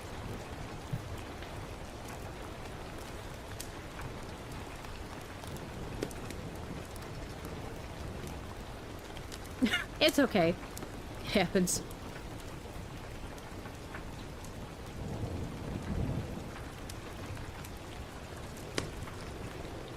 Back to lurking and listening. Alrighty.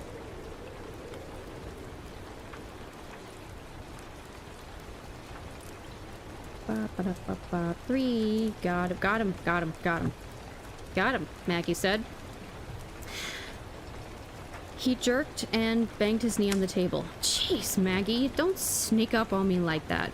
You give me a stroke or something. Sorry, but I've got our agent in Pleasant View on the phone.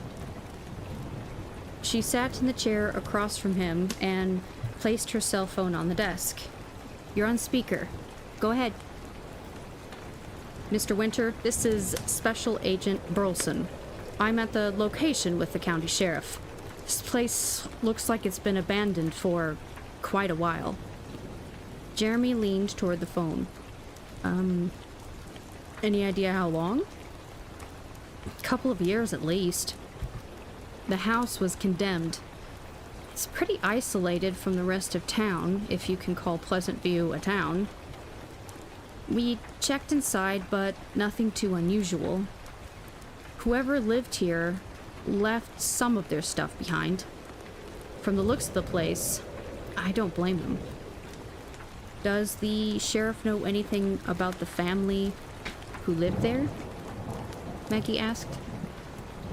"Not much. Says he never had any call to come out here. I figured when we were done at the house, we might spend a little time asking around town. I'm not sure what you were hoping to find here, but I don't see anything that makes me suspicious." A second voice spoke in the background, and the agents strained to understand what was being said. "Hold on a sec," Agent Burleson said. Jeremy's shoulders sagged, pressing his arms into the table. He cleared his throat and kept his eyes on the phone. "You guys still there?" Agent Burleson asked. "Yeah," Maggie said. "What's going on?" "We're in one of the bedrooms. The sheriff thinks some of the scratches on the floor are new. Most of the wood is pretty rotten, but you can see lighter marks where something's been dragged. I'm gonna put the phone down for a sec." Jeremy glanced at Maggie. She bit her lower lip and stared at the phone. She caught him looking and held up both hands, displaying crossed fingers. They heard a scraping sound, and Agent Burleson picked up the phone. "We moved an old dresser that was left here. There's got to be a foot of dust on the thing. There's scattered wood chips underneath. Looks like someone's been prying the boards. Sheriff, you got a screwdriver or crowbar in your car?" Jeremy stood and twisted his head, stretching his neck and shoulders. His heart rate accelerated, and he scrubbed a hand across his face. "Agent Burleson, be very careful. If there's evidence there, I don't want it disturbed." "No problem. We'll see this lot down around the border. Hiding spots for drugs and illegals." "Okay, yeah, just prep the board there. Careful. Okay, stop. Don't touch anything. Back away. That's good. Hey, Agent Keeley? Yeah? You guys better get down here."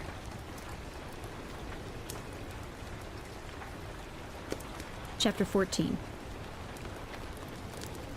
The ramshackle house in Pleasant View, Texas, swarmed with law enforcement, most of them FBI. Jeremy and Maggie stood in the entry room of the small home while the forensics team did their work in the smaller bedroom. A portable generator fed power to floodlights, revealing every dust speck and cobweb. A dirty, dry scent permeated the home. Decay and abandonment. Jeremy was alert in spite of the lengthy travel time from Oregon. Almost robotically, he scanned the living room for at least the fourth time, left to right, top to bottom. Still, nothing on the boy. Maggie shook her head, went off to college and pharmacy school, got through an 8-year program, then just disappeared. Seems to be a habit with this family. He nodded toward a bookcase leaning against the wall. Its shelves sagged as gravity and age did their work. Several thick Bibles stood proudly as a dozen or so figurines held court. Religious family. Guess that depends on your definition of religious, Maggie said. I mean, I guess most homes have at least one Bible in them, but that doesn't mean they're spiritual. 5 Bibles on the top shelf and a nativity on the one underneath. And from the looks of the thing, baby Jesus and his friends stayed out year-round. Know many people who do that? She moved closer to the bookshelf. No, I don't. All of the Bibles are King James. Jeremy shrugged. So? Nowadays, most people opt for a translation like you got at the bookstore. You have to be hardcore to stick to the King James. Tough to read and tougher to understand. Okay, so she's strict. Wants to stick to the original. Why? Beats me. As far as I know, unless you're going to read the Bible in the original Greek and Hebrew, one translation's as good as another. The texts, check them yet? Yeah, all clean, no torn pages. Maggie squatted and took a closer look at the nativity. Wood, ceramic, and plastic figurines mingled together in an ancient Israeli melting pot. Kind of weird. Huh, you've got at least 3 different sets mixed here. Looks like there's an extra Mary hanging out with the shepherds. And I'm fairly certain there weren't any pigs around the manger. Too messy? Not kosher. A Jewish family would never allow pigs anywhere near them. So why have a pig in your nativity scene? It's probably just a toy that got mixed in. Maybe the kid played with them, you know, like action figures. Spider-Man, Captain America, all those guys. Jeremy grunted. You seem to know a lot more than I do about this stuff. She stood and chuckled. Nice that you're finally admitting I'm smarter. You know, they say the first step toward recovery is to acknowledge you have a problem. I think you've taken a forensic technician and interrupted them. We're done with the bedrooms. You can go in if you want. Any idea about the bones? Jeremy asked. Don't know much yet. Female? Young? Likely somewhere between 18 and 25. She's bagged and on the way to the lab. We'll run the DNA and try to get a match with missing persons reports. Maybe we'll get lucky. That rules out the mother and the son, Jeremy said. Find anything else? The technician nodded. A few hair samples in the bathroom. And on the mattress. But honestly, I don't know that they'll be any good. DNA won't last long in this environment. Prioritize anything found in the kid's bedroom. Maggie said, whoever put the body there came back. Hopefully not too long ago. What's your best guess on processing time? We already got a call from Washington to move this to the front of the line. 24 hours to get the body and evidence to the lab, another 48 hours or so to process. Jeremy massaged his forehead. 3 days before we know if there's anything here. Too long. He turned to Maggie. Let's check out the bedrooms. Their blue shoe covers kicked up dust as the two moved past the mother's room into the smaller area. The old mattress was on the floor, and the dresser sat in the middle of the room. a gaping hole in the floor behind it. He squatted and peered into the opening, grateful the bones had been removed. Whoever she was, she didn't need to stay here. "Check out the walls," Maggie said.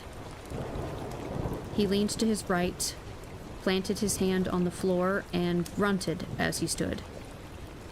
Most of the room was painted in what once might have been a dark tan, but was now simply brown.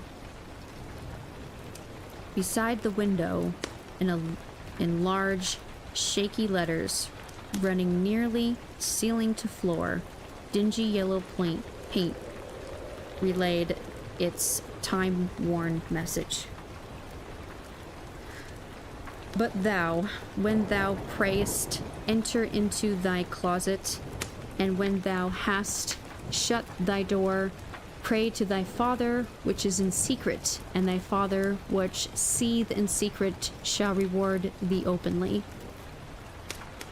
Above the mattress, the same scrawling had been repeated. "But every man is tempted when he is drawn away from his own lust, and enticed. Then when lust hath conceived, it bringeth forth sin, and sin, when it is finished, bringeth forth death." "Not the cheeriest place I've ever seen," Jeremy said. "Did you notice the door? Painted black, with a lock on the outside. A deadbolt lock. Windows nailed shut too." Maggie dragged her gloved hand over the latch, twisting the knob and watching the deadbolt pop out of the door. "I guess Mom didn't want Tim coming out of the room." "Think she knew about the body?" Jeremy held up both hands, palms facing her. "Don't jump to any conclusions. We don't know the boy is the one who put the bones in here. Could have been the mother or anyone else." Maggie shrugged and moved to look outside. I suppose. Did you notice this window's mostly clean on the inside? Not covered with dust like everything else in this place? Jeremy scanned the perimeter of the window, pausing at each of the top two corners. Something was tacked here, either to block the sun or the view, or both. "Can you track down Agent Burleson? We need to know what else he saw in this room." She leaned out the doorway. "Hey, you, do me a favor. Find Agent Burleson and tell him we need him." She turned back to Jeremy. "He'll be right here." "Thanks. Does Rebecca follow directions as well as you do?" She hear her daughter's name, she smiles every time. Maggie grinned. "Afraid not. She's a little bit stubborn sometimes." "Huh. I wonder where she learned that." "I'm sure I wouldn't know." She poked her head around the doorway again and lurched back as Agent Burleson entered the room. "You wanted to see me?" he asked. "When you and the sheriff came in here," Jeremy said, "was there anything in the room besides the mattress and dresser?" The agent looked around the area, pointing with his finger as he did. "Right here," he said. "On the floor against that wall, a piece of wadded up aluminum foil. I bagged it." "Off the window," Jeremy said. "I checked with forensics. That's our #1 priority for DNA evidence. Got it?" Special Agent Burleson scowled. "Yeah, I got it. I'll tell them. And then I'm heading back to El Paso. This is your case, not mine. I've got enough headaches of my own to deal with." He pivoted and left the room, his footsteps echoing through the wall. Maggie glared at him, one corner of her mouth dipped into a frown. "What's that look for?" he asked. "You can catch more flies with honey than vinegar." Jeremy smiled. "Wow, that's right. Of course it's right." "No, I mean, That's the actual saying. You got it right. Maggie crinkled her eyebrows. What are you talking about? She glanced around the bedroom. Nothing important. I've seen enough here. If you're ready, let's head down to the mother's room. She nodded and led the way down the short hall, stopping just inside the second bedroom. The space was much larger than the boys' room. A king-size bed filled most of the area. A mirrored dresser lined one wall, brass handles on each drawer. Floral wallpaper covered all four sides, peeling badly in several places. Washed out scarlet paint peeked from behind the torn wall covering. Two nightstands flanked the bed. Each had a brass lamp with an ornate lace shade that faded to a stale yellow. A slight burning odor filled the room as spider silk and dust settled into the portable floodlight. Jeremy focused on the bed. Or poster. Don't see those much these days. Seems kind of fancy compared to the rest of the house, doesn't it? A large painting of an Italian landscape, complete with vineyard and villa, hung over the headboard. Maybe, Maggie said. Look at the paintings. Cheap, but colorful. And the linens are all still on the bed. I can see leaving the stuff in the kids' room, but why wouldn't you take all this with you if you moved? What if she didn't move? He walked to the bed, knelt, and looked underneath. Seriously, Maggie said, you think forensics wouldn't check under the bed?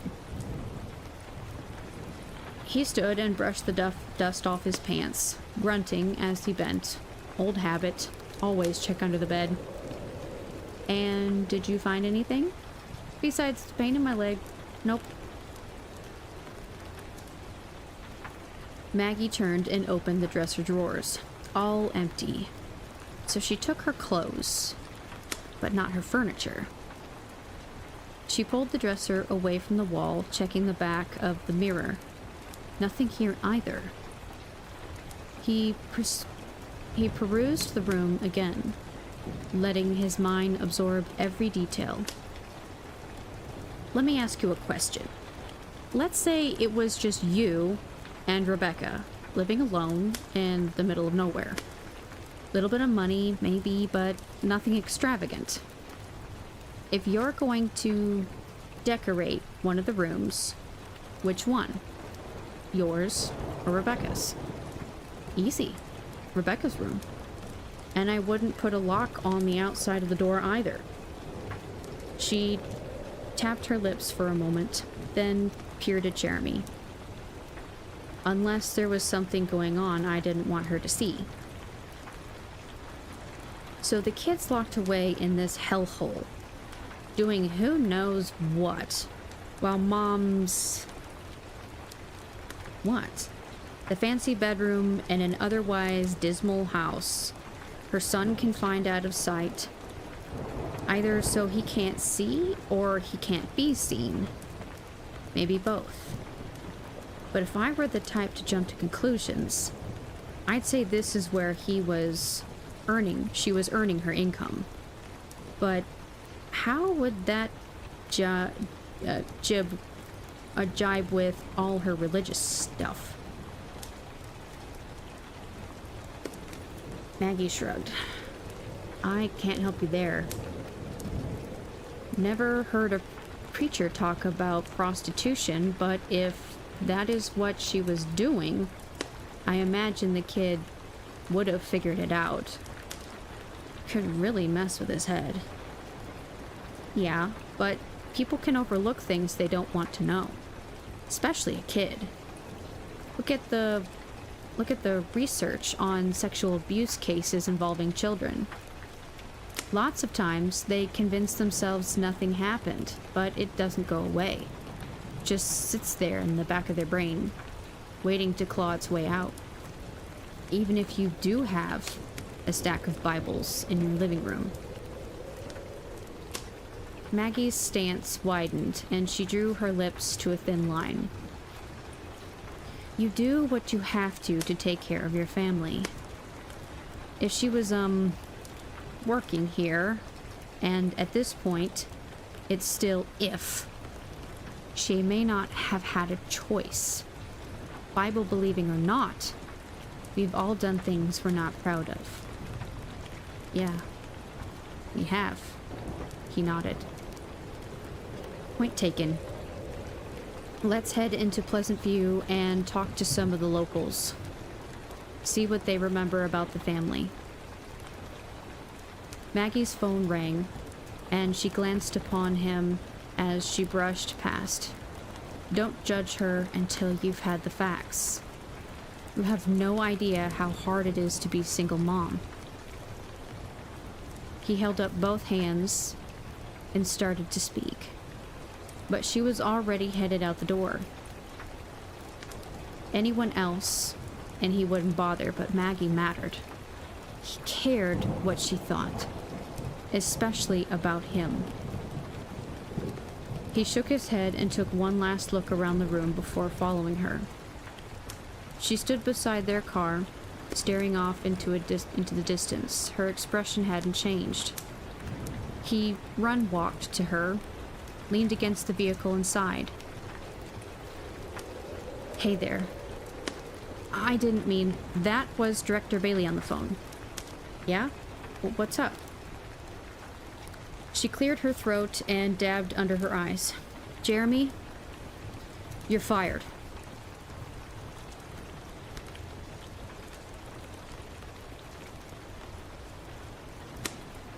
Chapter 15.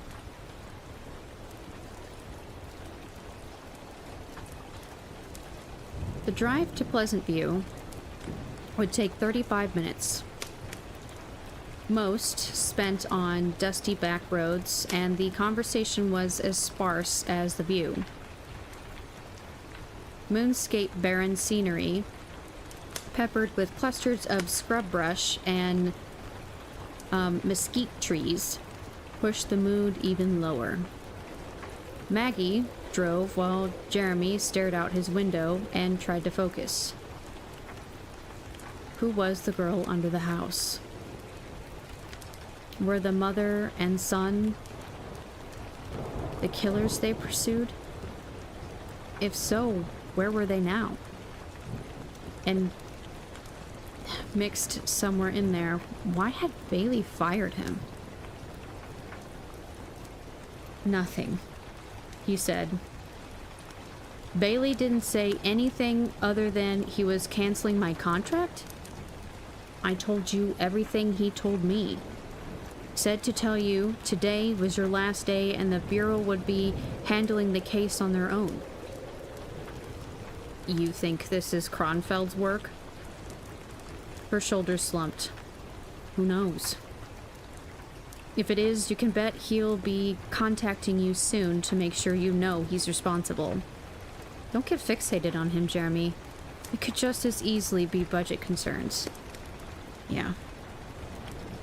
Oh, come on. You're not going to pout, are you? Look at the bright side. This will give you a chance to figure out what you want to do with the rest of your life. Take some time off, relax, clear your mind. He crossed his arms and frowned. I'm not pouting.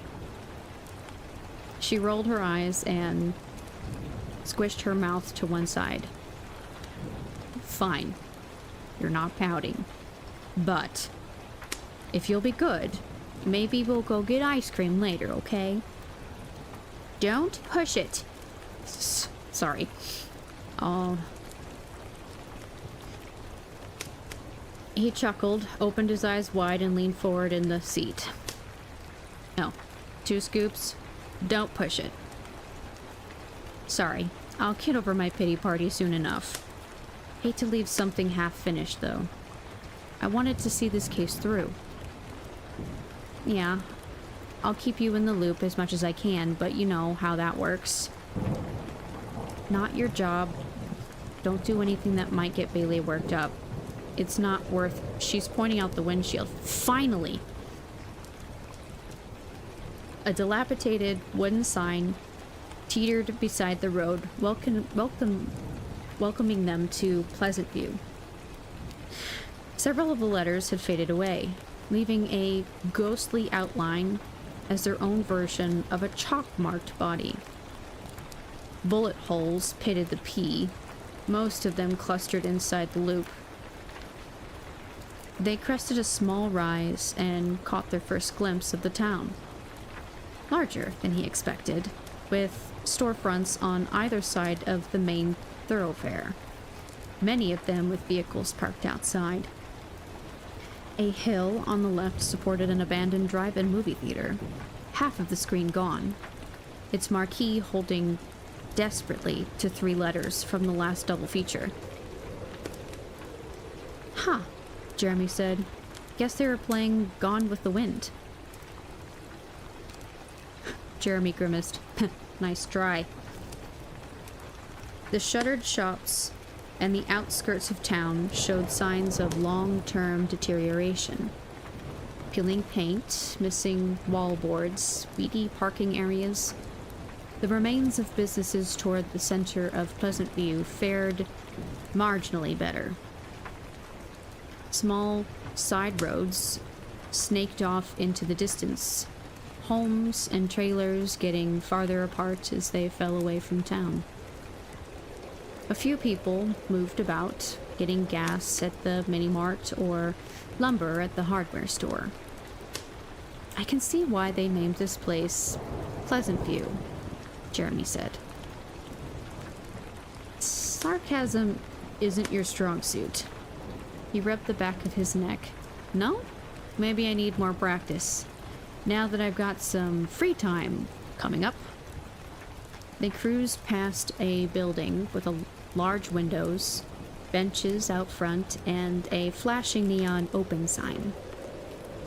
A chicken was hand-painted on the wall, either by a master abstract artist or a second grader, and above the fowl, the side porch restaurant. A dozen pickup trucks filled the lot, their drivers parked wherever the mood hit. Maggie gestured toward the diner. Let's stop there.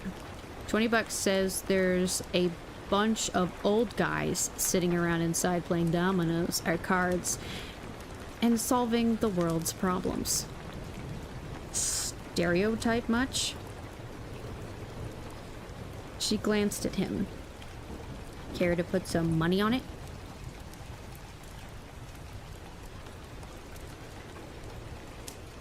Jeremy nodded. Loser buys lunch? Hope they'd take MasterCard. Inside, mismatched booths and tables filled the main room, with roosters being the owner's decoration choice. A chalkboard announced that the day's special, chicken fried steak with gravy. It didn't appear the board had ever been erased. The aroma was fattening and delicious. Most of the patrons paused their activity and turned to stare at the strangers. The room grew silent except for the whirring of a vent hood in the kitchen. Good afternoon, Jeremy said, nodding in their direction. A few customers returned his nod and refocused on the business of eating. In the front, a group of elderly men sat around 2 tables. Their canes and walkers formed a barricade against any intruders. Maggie motioned in their direction. Looks like you're buying. The lone waitress hollered from across the room. Welcome to Southport. Welcome to the side porch. Sit anywhere you like. They chose the booth along the wall and looked over the short menu. The server brought 2 glasses of ice water. What can I get you? Jeremy slid the menu back behind the napkin holder, and ordered without looking at the server. Burger and fries for me. Same here, Maggie. Y'all must be in that group working up at the Talbot place. They say the feds are all over it. Yes, ma'am, Jeremy said. He looked at the waitress, late 30s, old enough to have known the family. She wore jeans and a black t-shirt with a rooster logo, and her smile gleamed genuine. Not the plastered on, so I'll get a better tip look he usually got. He propped an arm across the back of his seat. You happen to know any of the Talbots? She cast a glance at Jeremy's ring finger and placed her hand on his shoulder. Honey, everybody around here knows everybody else. I know who they are, but don't really know much about them. Except what I hear, of course. And what have you heard? Maggie asked. The waitress kept her hand on Jeremy. Oh, this and that. You know how rumors go. Town like this, not much to do except talk. Maggie cleared her throat, and Jeremy glanced at her. She shifted her eyes to the waitress's hand, still resting on his shoulder. Jeremy pressed his lips into a frown and slid over in the booth. Why don't you have a seat for a second? He said. Rumor or not, we'd be interested in listening to what you've heard. Oh, sure thing. Let me run and turn in your order. I'll be right back. Maggie openly grinned. Flies with honey. You're learning. Doesn't mean I have to like it. Okay, the server said as she slid next to Jeremy. The torn vinyl bench seat was big enough to easily accommodate both of them, but she scooted over far enough for her hip to brush against him. Well, I'm Shirley, but most everybody calls me Cheryl. Now, what do you want to know? Well, for starters, he said, have you seen any of the Talbots lately? Honey, nobody's seen them for, what, going on a year now, probably? Used to come to town to pick up groceries and stuff. Big churchgoers do. If the sanctuary doors were open, they'd be there. At least, that's what I heard. Jeremy sipped his water. What church?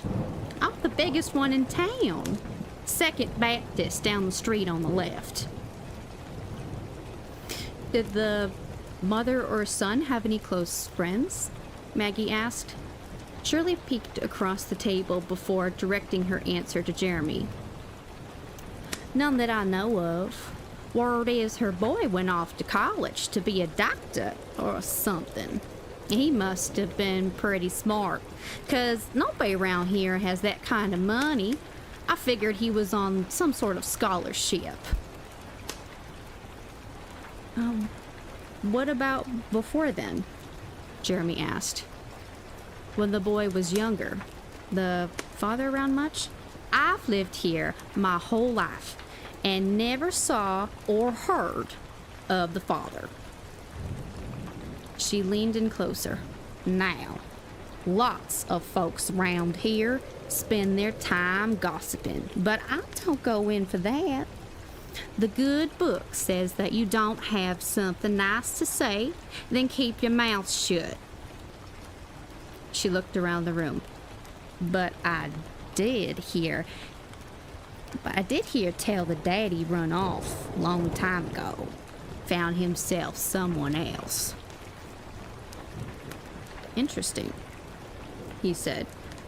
So, how did the mother support the two of them? It couldn't have been easy.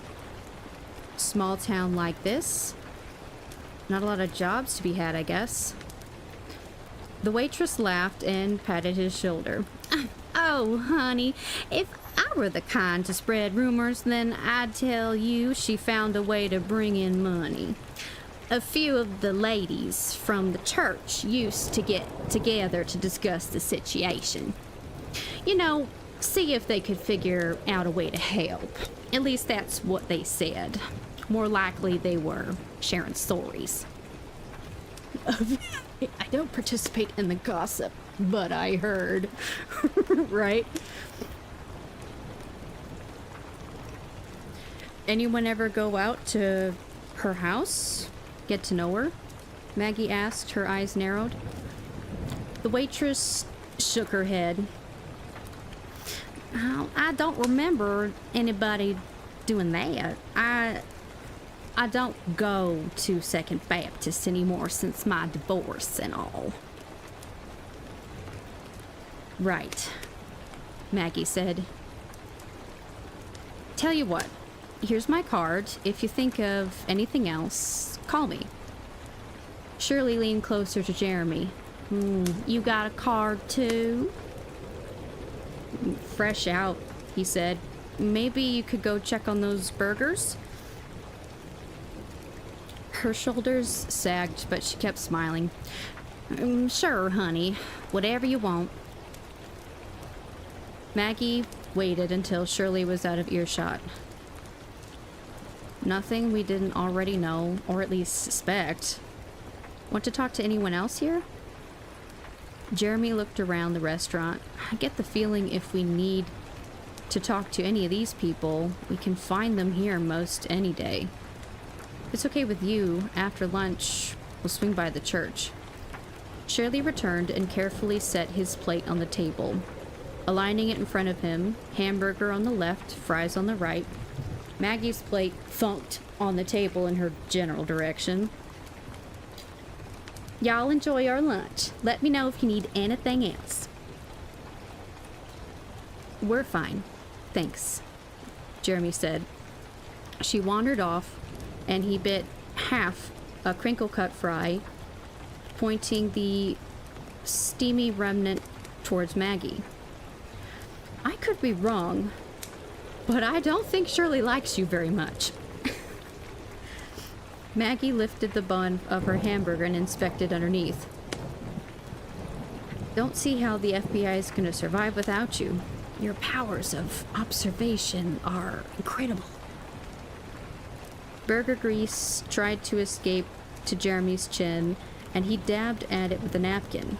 Sarcasm is not your strong suit. I'm Batman. I'm the world's greatest detective.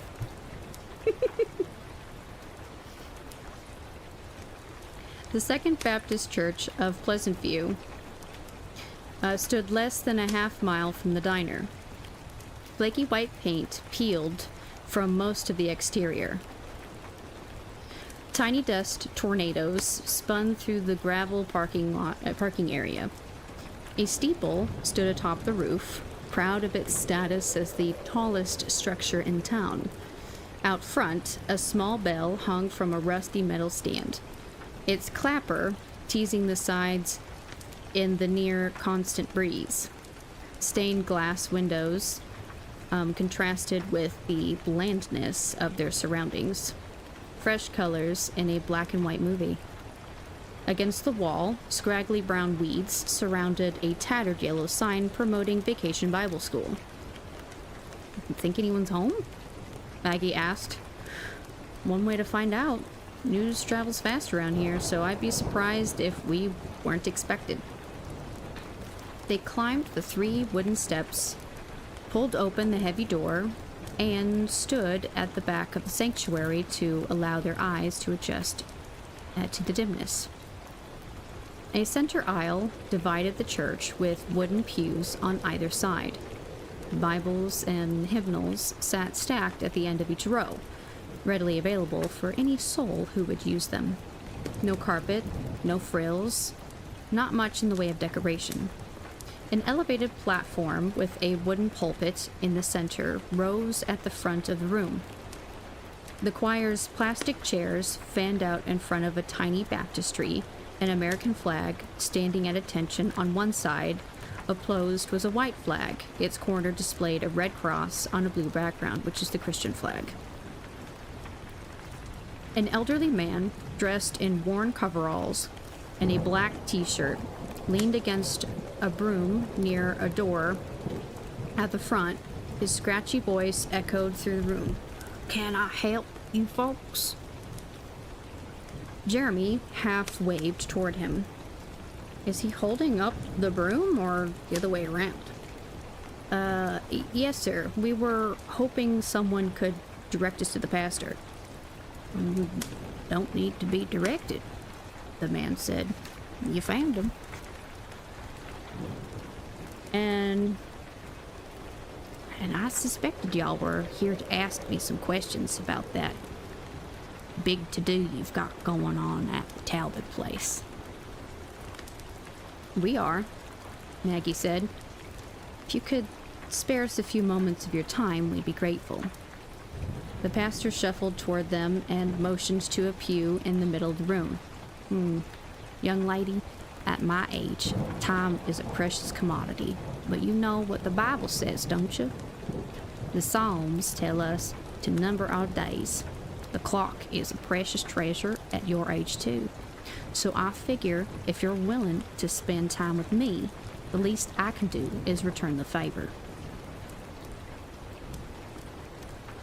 Jeremy extended his hand.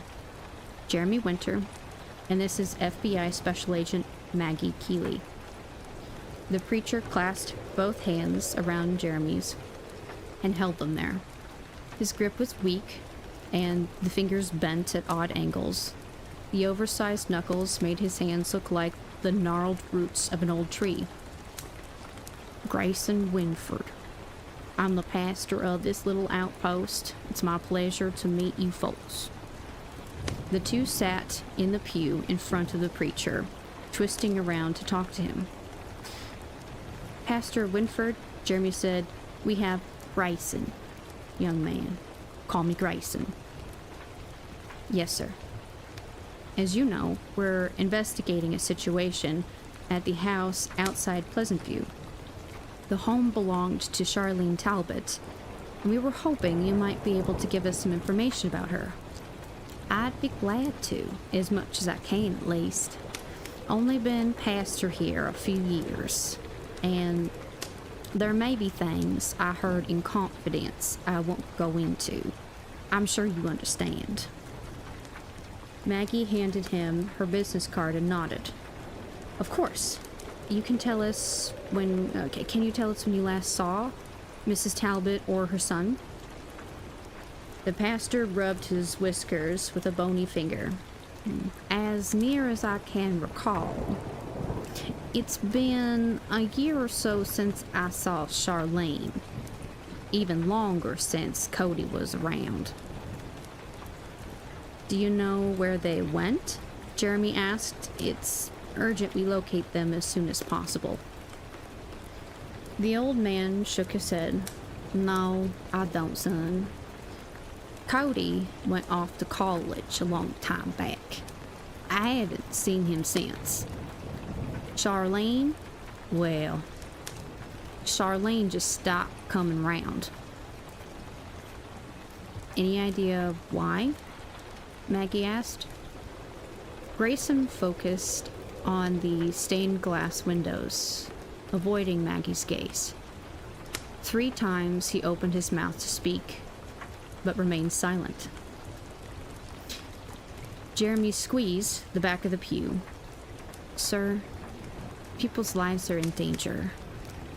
We're trying to help them.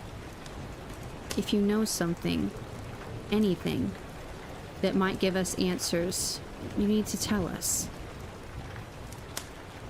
He reached and touched the pastor's hand. Now. The old man's head drooped, and he picked up a Bible from the pew. Son, some things are between a person and their creator. He squeezed Jeremy's hand and stared intently at him. I'm sure we've all done things we wish we could undo. Why did people keep saying that? Jeremy pulled his hand away and cleared his throat. Of course we have, but we're trying to stop some very bad things from happening. This is about the future, not the past. Grayson smiled and pointed a finger at Jeremy. Exactly. Okay, Maggie said. How about I tell you what we already know? That way, you don't have to feel like you're breaking confidence. For starters, Charlene lived in the house with Cody. We have a suspicion, a strong one, that she survived by becoming a prostitute. Go on, the old man said. We also know Charlene was a member of this church, a very active member. If we can find out why she left, that may give us insight into our investigation. Miss Keeley, bear with me for a moment. The pastor opened the Bible, licked the tip of his finger, and rustled through the pages. Ah, here we are. Are either of you familiar with a young woman named Rahab? The two exchanged a blank look. Well then, allow me to enlighten you. In the book of Joshua, the tribes of Israel are finally going to enter the land of God promised them. In preparation for that, they sent 2 spies ahead to scout out the area. Now, the king of the city got word they were there, so he sent people to get them. You can guess what he would have done if he found them. Maggie smiled at the pastor. Sir, I'm not really sure what I'll... Let him finish, Maggie. Grayson tapped Jeremy's arm. Thank you, son. Now, these spies were in real danger, but a woman named Rahab had heard all about the things the Lord had done for Israel. She knew there was no way the king would be able to win a battle against them, so she heads the spies, saving them from certain death. He licked his shaking finger again and turned the page. Look, right here in this verse, what does the Bible say about Rahab? The preacher turned the book to Maggie so Maggie could read it. She was a prostitute. Grayson nodded vigorously. Exactly. And yet, she had faith in the Lord. In the end, that faith saved her and her family. When the Israelites attacked, she hung a red cord out her window as a signal to them so they wouldn't kill her or her family. Red, the color of blood, sounds an awful lot like the lamb's blood on the Jews' doors at the first Passover, doesn't it? Didn't matter that Rahab was a prostitute. Her past didn't destroy her future. I get that everybody makes mistakes, Maggie said. Desperate times call for desperate measures. But the pressure on Charlene Talbot must have been immense when she came here. People talk in a small town, church or not. The preacher arched an eyebrow and inclined his head. And people don't talk in a big city, Miss Keeley? What? No. I mean, yes, of course they do. I mean, to say that she couldn't hide here. Everyone probably knew what she was doing. The old man patted Maggie's shoulder. And is that why you think people come to church, Miss Keeley? To hide? Maggie pinched her lips together and turned to Jeremy. Feel free to jump in here anytime. Riddle me this, Riddle me that. That was delayed. You must be on your computer.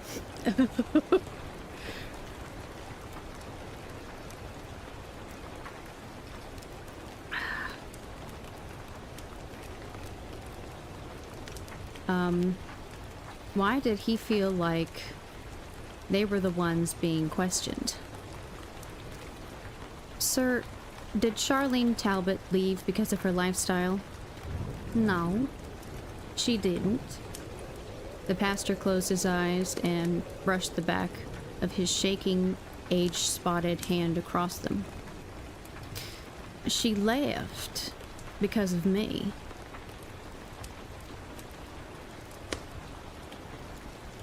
Chapter 16. Jeremy rubbed his forehead and turned so both hands gripped the back of the pew. He studied the old man's face, drawn to his dark eyes set deep under bushy gray brows. I'm not sure I understand. The preacher stood and, using the broom as a cane, shambled to the front of the church. Wood floors and old bones creaked as he knelt at the base of the platform and tilted his head forward.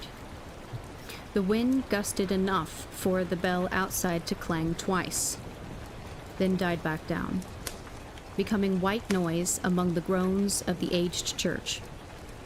The pastor let the broom fall to the floor, buried his face in his hands. After an eternal minute, he nodded his head, straightened his back, and grabbed the broom for assistance. His voice was soft and urgent. You say that lives are in danger? Yes, sir, Jeremy. Yes, sir, Jeremy said. Several lives. Grayson nodded again. Then, there are things you need to know. He looked back over his shoulder, but first, would one of you be so kind as to help an old man get up off the floor? Maggie escorted him back to the pew and sat next to him. She took his hand in hers and held it there. I know this must be difficult for you, and we wouldn't ask if it wasn't important. Things are not always what they seem, the preacher said. In fact, in my experience, things are rarely what they seem. Everyone has their secrets. The important thing, he leaned closer to Maggie, is what they do with them. Love them, hate them, bury them, or give them away. Thank you for the leaderbird redeem. How you doing today, Dan? I hope you're doing this splendid. Jeremy swallowed dry air and resisted the urge to turn away from the pastor's gaze. What are you saying?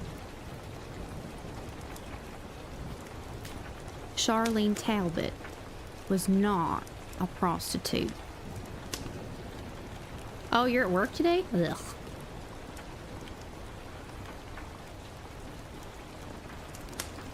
$5.53 ain't bad, but much too high for your goal.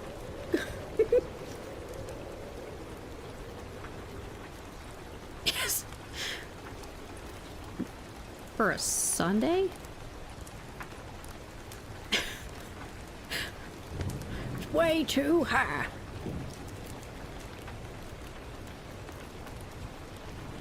Well, I guess most people have today off of work. Except for you, evidently.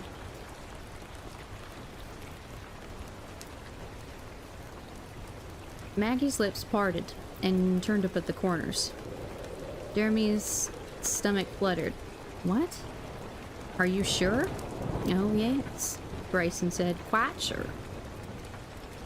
Hell, them normal folk have Sundays off. I have Sundays off. And you know this... how? Maggie asked.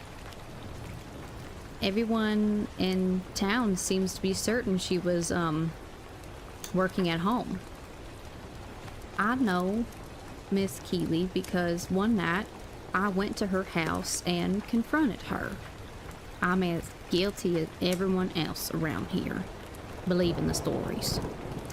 A single mother living in a rickety house in the middle of nowhere, desperate to take care of her son, provide for him at any cost. What else was she supposed to do? Go on, Jeremy said. Charlene was a smart woman. Once the rumors started, she did nothing to discourage them. As a pastor, my job is to take care of my flock. When one strays, I have a duty to do everything I can to bring them back. Finally, one night I decided I had to talk to her, go to her home and explain that if she wouldn't break her lifestyle, I would have to bring her before the church. Bring her before the church? Maggie said. What exactly does that mean? It means she would be confronted with her sin in front of the other members. Harsh sounding, I know, but it's not meant as punishment. The purpose is to point her to repentance. Jeremy squeezed his lips together. So much for the whole love one another thing, huh? Mr. Winter, I understand how this looks to an outsider, but I assure you it is biblical and is done in a spirit of love. The church considers it considers it a last resort. It's only done when someone's sin is so egregious that the church's reputation, and by extension, Jesus, is at stake. Thank you for the daily dab, sweetie. You're like 3 hours and 15 minutes late on that one. 769 ain't bad.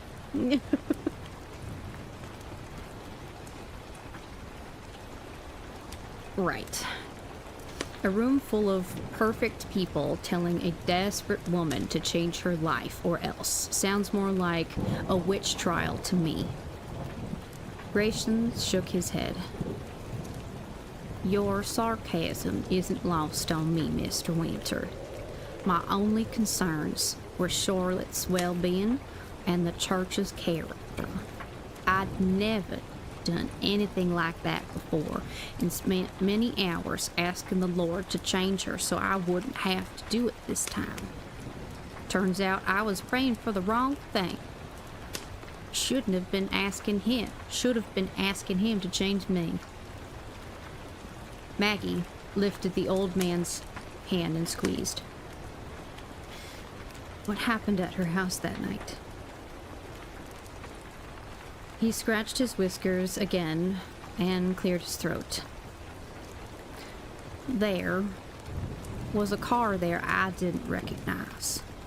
Cody was off to college, so you can imagine my concern. She wasn't alone, and I afraid another church member was with her? Jeremy asked. The preacher nodded. I knocked on the door, but no one answered. So I sat on the porch and waited. I figured whoever was in there would have to go home eventually. After a while, the door opened and Charlene stuck her head out. I asked if I could speak with her and told her I wasn't leaving until I did. And then I heard a man's voice telling her it was okay, that I could come in. Jeremy ran a hand through his hair. Who is the man? I don't know. He got in his car and left when I came in. Don't think I'd ever seen him before, and I didn't ask Charlene who he was. Can you describe him? Maggie asked. About her age, I guess, although I only got a quick look at him. Dark hair, average height. I'm sorry I can't be more specific, and I can tell you even less about his core. Okay, Jeremy said, so after he left, what happened? Charlene and I talked about my concerns with her, shall we say occupation. She told me not to worry about it, that it was all just rumors. And did you believe her? Maggie asked. I'm sorry to say I didn't. At least not at first. A strange man there at night. All the rumors. What was I supposed to believe? Maggie patted him on the arm. So, what changed your mind? A bank statement, Miss Keeley. Charlene showed me a bank statement. She's been making one deposit a month for years. Each exactly $6,000. It's more than enough to live around here. How does that prove anything? Maggie asked. I mean, she's depositing a load of cash every month and... Slow down, the preacher said. Not cash. A check. She showed me one she just received in the mail. Made out to her for $6,000 from some oil company. Jeremy shifted in the pew. Can't be legit. We ran her taxes and didn't find anything. Even if she didn't report it, whoever was paying would have. Can't help you there. All I know is what I saw. And Charlene wasn't hurting for money. That being the case, why would she need to, work? Desperate people do desperate things, but Charlene wasn't desperate. She was way better off than most folks around here. We'll subpoena the bank for the records, Jeremy said.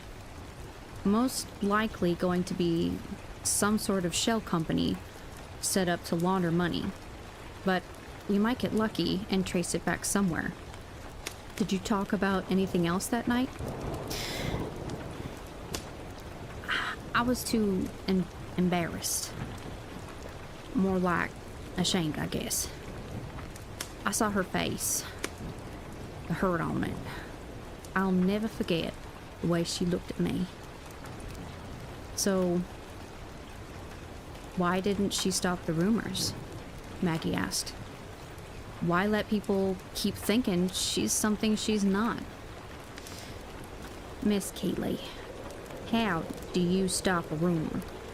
People are going to believe what they want to believe. Listen, in spite of what you may think about Charlene, she tried to do the right thing. She cared more about her boy than anything else. She was determined he wouldn't be in church and learn the Bible. That he would be in church and learn the Bible. Homeschooled him so she could control what he was taught.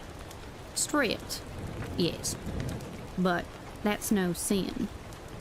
Wouldn't be a bad thing if there was a little more strictness in the world. And is that when she stopped coming to church? Maggie asked. The old man gave a half nod, his chin hanging near his chest. Never came back.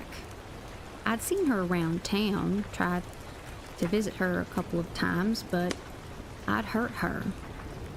I was supposed to be her shepherd, not her accuser.